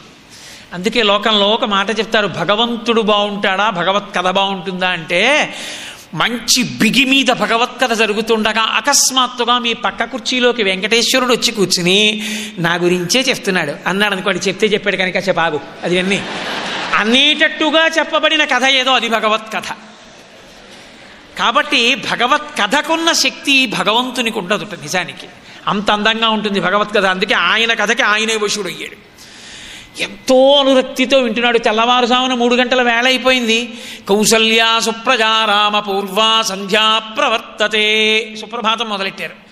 వెంగమాంబ వెంగమాంబ సుప్రభాతం చదువుతున్నారు. వెళ్ళిపోవాలని గభాలను దూకేశాడు ఉయ్యాల్లోంచి. పద్యం మధ్యలో ఘట్టం మధ్యలో ఉంటే ఎక్కడికి వెళ్ళిపోతామన్నాడు. పంచి పట్టుకున్నారు. అది ఆవిడ స్వతంత్రత. ఎప్పుడు ఇలా భయపడిపోతూ ఇలా చేతులు కట్టుకుని నేను పాపిష్టివాణ్ణి అంటూ నించున్నది భక్తి కాదు, చొరవ ఉన్నది భక్తి. త్యాగరాజస్వామి వారిలా ఎన్నాళ్ళు జానకి వడ్డిస్తుంది, అన్నాళ్ళు నువ్వు తింటావు, జానకే వండుతుందిలే, నేను వండితే నీకు రుచి పనికిరాదేమో, ఆవిడ వండితే వండింది పోనీ వాళ్ళ నన్ను వడ్డించని అన్నారు త్యాగరాజస్వామి. అలా అన్నది భక్తి. ఆ స్వాతంత్రం ఉండాలి భక్తిలో. కాబట్టి ఆవిడ పంచె పట్టుకుంది. పంచె చిరిగిపోయింది. వెంకటరమణుడు ఆనంద నిలయంలోకి వెళ్ళిపోయాడు. సుప్రభాతం తలుపులు తెరిచారు. చిరిగిపోయిన పంచితో లక్ష్మీనాథుడు ఉన్నాడు. తెల్లబోయారు. అప్పుడు అనుకున్నారు, ఆయన పంచి చిరిగిపోయేటట్టుగా పట్టుకోగలిగినంత స్వాతంత్రం ఆవిడికి తప్పేవరకు ఉంది కాబట్టి ఆవిడని వెళ్ళి అడగండి అన్నారు. మనకైతే శేషవస్త్రం దొరికితే అబ్బో తీసుకొచ్చి ఇంట్లో పెట్టుకుని వచ్చిన వాళ్ళందరికీ చూపించి పెద్ద అల్లరి చేస్తాం. ఆవిడ పంచ మడతెట్టి ఇంట్లో అలా పక్కన పడేసి పూజ గదిలో. వాళ్ళు వచ్చి అడిగారు అర్చకులు, వెంకటేశ్వర స్వామి వారు కట్టుకున్న పంచి చిరిగిపోయిందమ్మా, మీ ఇంట్లో ఉందా ముక్కని అడిగారు. ఆ కథ చెప్తుంటే మధ్యలో వెళ్ళిపోతుంటే పంచి పట్టుకున్నాను, చిరిగిపోయింది, అదిగో మడతెట్టి ఆ పూజ గదిలో పెట్టే పట్టుకోండి ఆవిడ. ఆవిడికి అంత స్వాతంత్ర్యం ఈశ్వరుడి దగ్గర. ఆవిడ చేశారు వెంకటేశ్వర వైభవం. వెంకటాచల మాహాత్మ్యము అని ఒక గ్రంథం. అది వెంకటరమణుడు ఆమెకి అనుగ్రహించి రచింపచేశాడు. ఆయనే విని కొట్టాడు. అందుకే ఆ కాలంలో ఆ వెంకటాచల మాహాత్మ్యము అన్న గ్రంథాన్ని వ్రాతప్రతి కింద వ్రాస్తే ఎవరైనా ఇంట్లో వెంటనే పెళ్ళయ్యేది ఆడపిల్లలకి. అందుకని అందరూ పుస్తకం రాస్తూ ఉండేవారు. అసలు ఆ వెంకటాచల మాహాత్మ్యము లేని ఇల్లు ఉంటుంది అని నేను అనుకోవట్లేదు, అందరిళ్లల్లో ఉంటుంది. ఎందుకంటే నేను ఎందుకంత ధైర్యంగా చెప్తున్నానంటే, ఆవిడ చేసిన గ్రంథాల్లో చెంచు నాటకము అని, అసలు నేను ఎక్కడ అలాంటి పుస్తకాన్ని నేను చదవలేదు. అదొక అద్భుతం అంతే. ఆ చెంచు నాటకం ఆవిడ అనుభవించారు మహాతల్లి వెంగమాంబ గారు. ఆ చించిత వెంకటేశ్వర దర్శనానికి వెడితే అక్కడ ఉన్న ద్వారపాలకులు అడుగుతారు, మీ ఊళ్ళో ఉన్నాడంటున్నావు కదా వెంకటేశ్వరుడు, మీ ఊళ్ళో ఉన్న వెంకటేశ్వరుడిని చూశా అంటున్నావు కదా, ఈ ఊళ్ళో ఉన్న వెంకటేశ్వరుడికి మీ ఊళ్ళో ఉన్న వెంకటేశ్వరుడికి ఏమిటి తేడా అని అడిగారు. ఆవిడ అన్నీ చెప్తూ, ఇప్పుడు నేను ఆ చెంచు నాటకం అంతా ఎక్కడ చెప్తాను కానీ ఒక్క మాట చెప్తాను. ఆవిడ ఓ మాట అంటుంది, ఆ చెంచిత అమాయకత్వం, పరకాయ ప్రవేశం చేసి రచన చేయడం అంటే అది. ఆవిడంది, ఈ వెంకటేశ్వరుడు అక్కడక్కడ బట్ట అంటించుకున్నాడు అందావిడ. ఈయన పంచె కట్టుకోలేదు, గుడ్డ ముక్కలు అంటించుకున్నాడు అక్కడక్కడ అంది. ఎందుకని? వెంకటరమణుడి పంచె అంతా మీకు ఎప్పుడన్నా కనపడిందా? ఎన్ని ఆభరణాలు పెట్టేస్తారు, అన్ని ఆభరణాల మధ్యలో ఏదో గుడ్డ ముక్కల్లా కనపడుతూ ఉంటుంది ఇలా అక్కడక్కడక్కడక్కడ రంగులతోటి. అందుకని ఆ చించిత అమాయకంగా అంది, పంచె కట్టుకున్న ఆభరణాలు పెట్టుకున్నాడం లేదు, అక్కడక్కడ బట్ట అంటించుకున్నాడు. బట్ట అంటించుకున్నాడు అక్కడక్కడ, ఈయన పంటె కట్టుకోలేదు ఇక్కడ ఉన్న వెంకటేశ్వర స్వామి వారి ఆవిడ. ఎంత గొప్పగా అనుభవించిందో ఆ తల్లి. నిజంగా మీరు ఆ చెంచు నాటకం చదవాలి. నేను ఒకప్పుడు కోనసీమలో ఉపన్యాసానికి వెడితే ఒక తల్లి ముట్టుకుంటే విరిగిపోతున్నట్టుగా ఉన్న చెంచు నాటకం పుస్తకాన్ని పట్టుకొచ్చి నాకు ఇచ్చారు. ఆవిడ చెంచు నాటకం అంతా చదివేశారు నోటితో. వెంకటాచల వైభవం అంతా ఆవిడ నోటికొచ్చి చదువుతుంటే నేను తెల్లబోయాను. పెద్దవారు ఆవిడ. మా ఇంట్లో అందరూ జరుగుతారయా, పెద్ద గొప్ప విశేషం అంటే ఏమిటి, నువ్వు చదవలేదేమో ఇంకాను అన్నారు ఆవిడ. మీరు చదవాలి వెంకటాచల మహాత్మ్యం, ఆవిడ చెంచునాటకం, ఆవిడ రచనలు, అసలు ప్రతి పద్యం అద్భుతం, అంతే అమృత భాండం.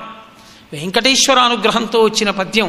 పలికిడిది భాగవతమట పలికించు విభుండు రామభద్రుండట, నే పలికిన భవహరమగునట పలికిద వీరుండుగాథ పలుకగనేలా అని మహానుభావుడు పోతన గారు చెప్పుకున్నట్టుగా తరిగొండ వెంగమాంబ గారి నోటి వెంట అటువంటి పద్యాలు పడ్డాయి.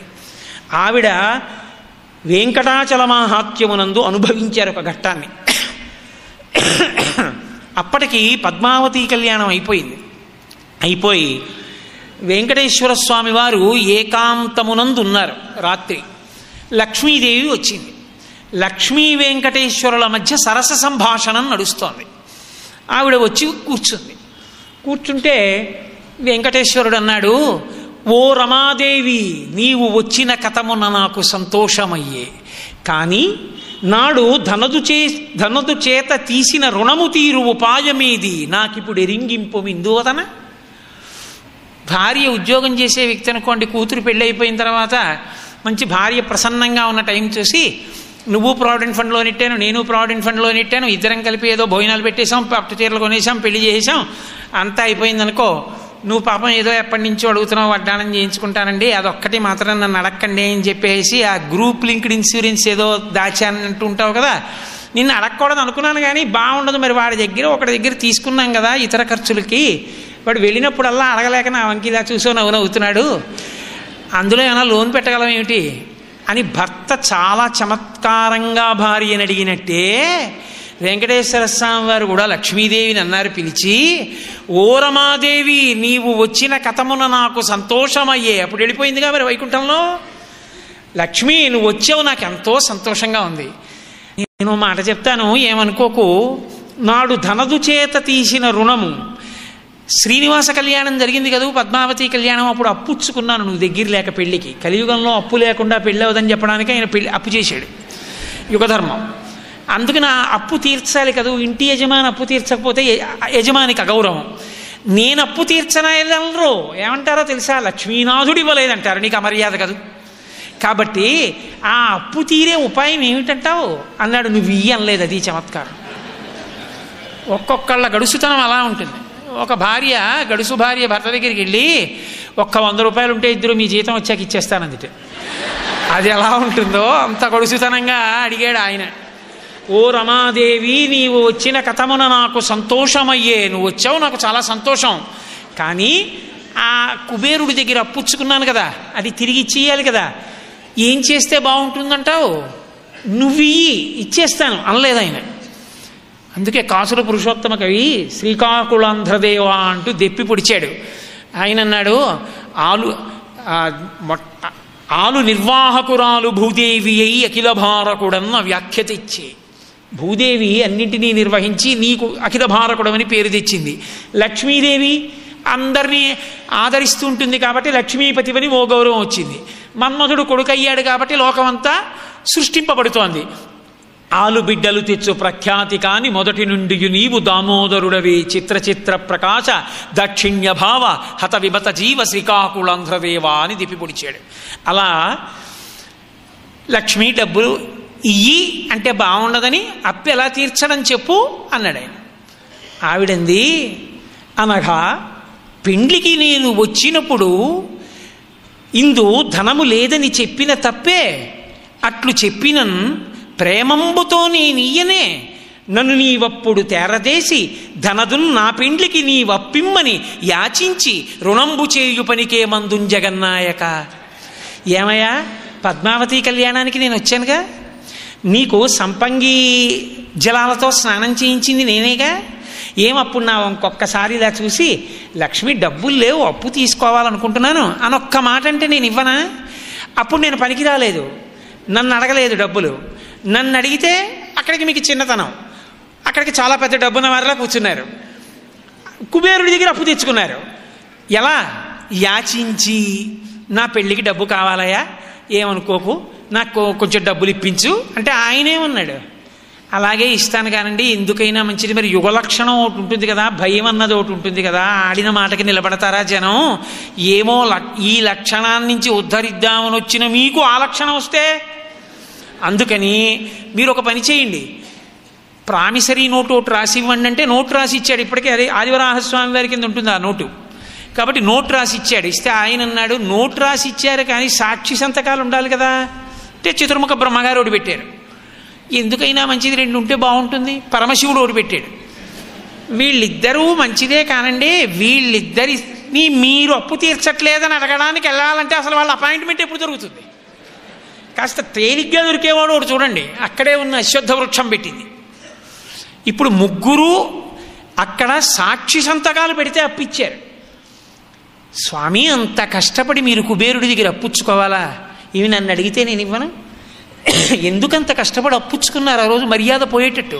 పోన్లేండి, అప్పుచ్చుకుంటే పుచ్చుకున్నారు కానీ నన్ను అడగలేదని నేను బాధపడుతున్నాను. ఇప్పుడు నేను ఇవ్వడానికి సిద్ధంగా ఉన్నాను అంటే ఆయన అన్నాడు వెంటనే, నావుడు విష్ణుడు ఇట్లనియే నన్నెడబాసిన జాలి చేత నీవతి చింతనొందగను నేను ముదంబున పెండ్లికి అద్దమున్ కావెలనంచు నీ వద్ద గైకొను బుద్ధి ఎట్లు పుట్టు ఓ రమాదేవి, నీవిది తప్పు చేసి నన్ను తేరగ చూడక మంచు పల్కగన్. పద్మావతి కళ్యాణం కోసమని నేను ఆ రుణం చేశాను.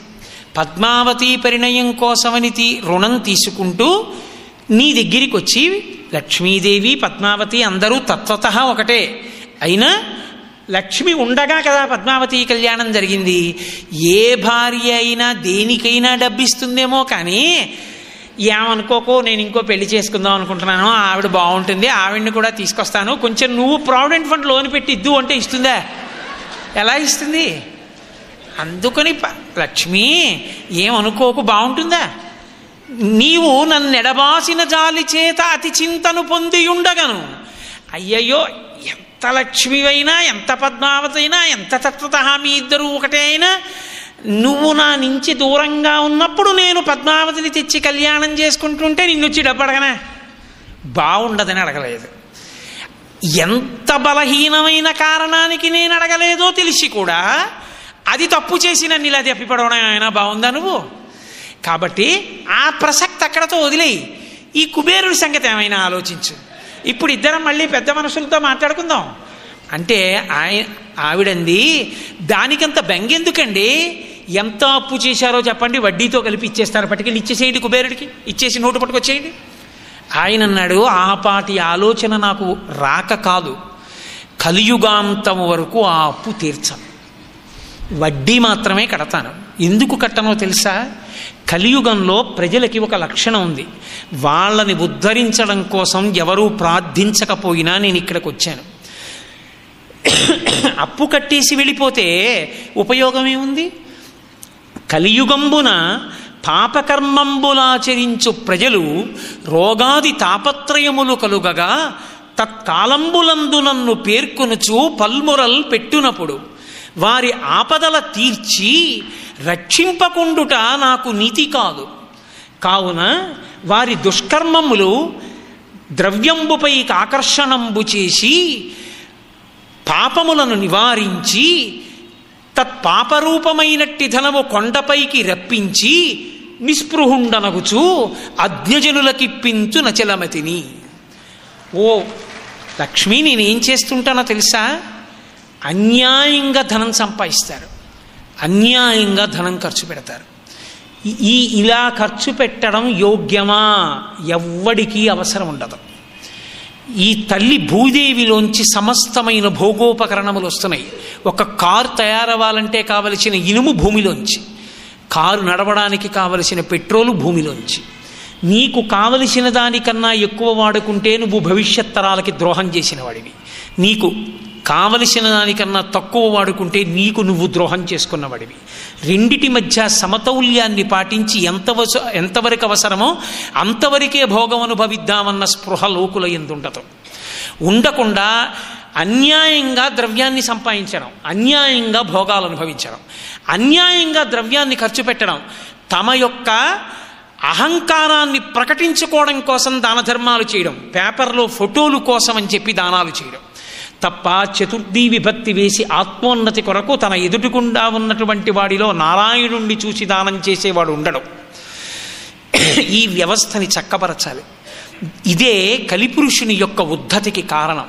అర్థము కామము రెండు ధర్మము నుంచి ముడి విడిపోతాయి. ఇప్పుడు దీని కారణం చేత ఉపద్రవం వస్తుంది. ఈ ఉపద్రవము యొక్క పేరే రోగము. రోగమన్న పేరొచ్చి లోకంలో జనులు బాధలు పడ్డం ప్రారంభం చేస్తారు.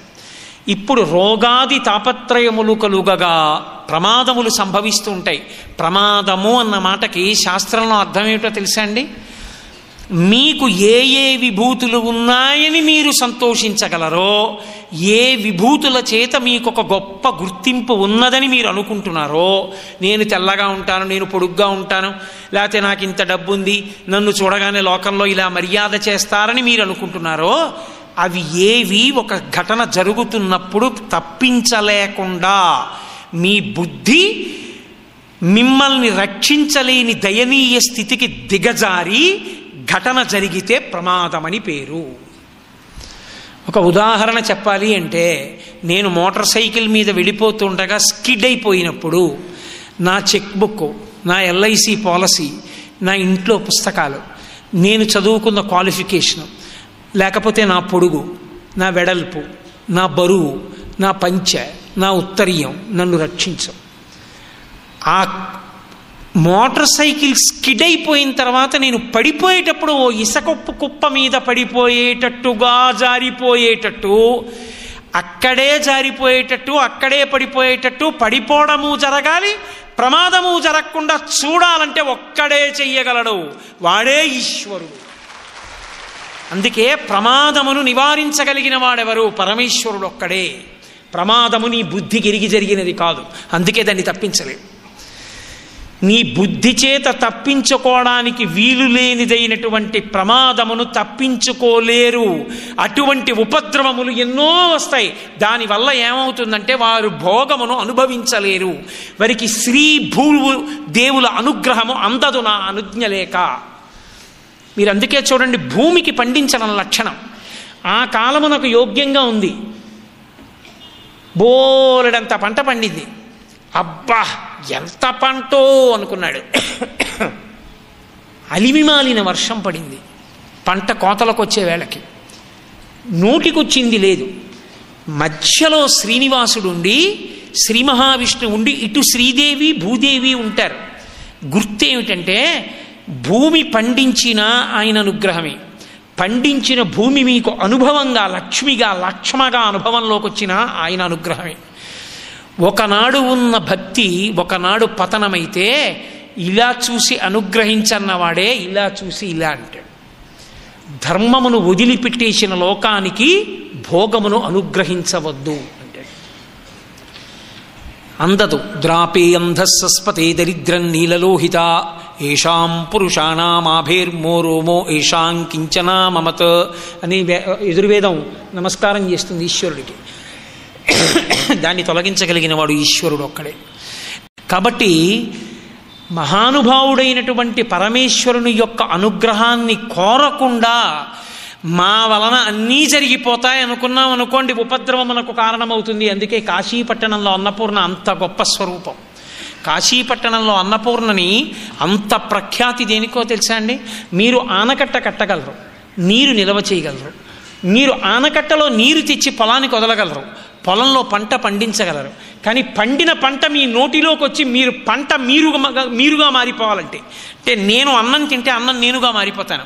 అన్నం నేనుగా మారిపోయే ప్రక్రియ జరగాలంటే అన్నపూర్ణ అనుగ్రహం ఉండాలి. లేనినాడు అక్కడే ఉన్న పంట మీరుగా మారలేరు. ఆకలి కేకలతో ప్రజలు పడిపోతుంటారు, ధాన్యాగారాల్లో ధాన్యం ధాన్యంగా ఉండిపోతుంటారు. ఈ అసమతౌల్యము నశించిపోవాలి అంటే అన్నపూర్ణమ్మ అనుగ్రహం కావాలి. ఆవిడ అనుగ్రహం కోసమే భగవతి ప్రార్థన, భగవంతుని ప్రార్థన లోకంలో వచ్చాయి. కాబట్టి ఇవాళ లోకంలో ఉండేటటువంటి అవ్యవస్థ ఏమిటో తెలుసా? ధర్మబద్ధమైన అర్ధసముపార్జన లేని కారణం చేత, ధర్మబద్ధమైన కోరిక కోరేవాడు లేని కారణం చేత, ధర్మమునందు అనురక్తి లేని కారణం చేత వివిధ తాపత్రయములు పైకొస్తాయి. ఈ తాపత్రయాలలో మళ్ళీ ఏం చేస్తారో తెలుసా జనులు? అప్పుడు వాడికి జ్ఞాపకం వస్తుంది, నన్ను రక్షించేవాడు లేడు. ఈశ్వరుడు ఎందుకండి అన్నాడు. ఏమండి శ్రీశైలం వస్తారా ఒక్కసారి? అంత ఖాళీ ఎక్కడండి? ఒక్కసారి వెంకటాచలం వస్తారేంటి? అంత ఖాళీ ఎక్కడండి? మార్నింగ్ వాక్ పేరు చెప్పి బూట్లు తొడుక్కుని తెల్లవారకట్ట స్వెక్టర్ వేసుకుని మంకీ క్యాప్ పెట్టుకుని ప్రతిరోజు అదే పనిగా 12 కిలోమీటర్లు తిరుగుతాడు. జన్మాంతరంలో ఒక్కసారి 7 కొండలు మాత్రం నడిచెక్కలేదు. ఏమనుకోవాలి? రోజూ నడవడం నేను తప్పను, 7 కొండలు ఒక్కసారి ఎక్కపోవడం మాత్రం ద్రోహం అంటాను. నీకు ఈశ్వరుడు ఇచ్చిన శరీరానికి నువ్వు ద్రోహం చేసుకుంటున్నావు. ఇప్పుడు అట్లాంటి తాపత్రయములు కలుగుతాయి. ఇంటెన్సివ్ కేర్ యూనిట్లో పడ్డాడు, ఒక్కసారి నొప్పి వచ్చింది, గుండె నొప్పి. ఎక్కడుండాలి మృత్యువు? వదిలిన ఊపిరి తీయకపోయినా తీసిన ఊపిరి వదలకపోయినా మృత్యువే. ఎక్కడో పడ్డాడు, వెళ్ళి ఇంటెన్సివ్ కేర్ యూనిట్లో. ఇప్పుడు ఎవరు రక్షిస్తాడు? ఇప్పుడు అన్నాడు, నేనంటూ బయటికి వస్తే వెంటనే నీ కొండకే వస్తాను. అప్పుడు ఈశ్వరుడు ఏం చేయాలి? మరి చేసిన పాపం ఏం చేయాలి?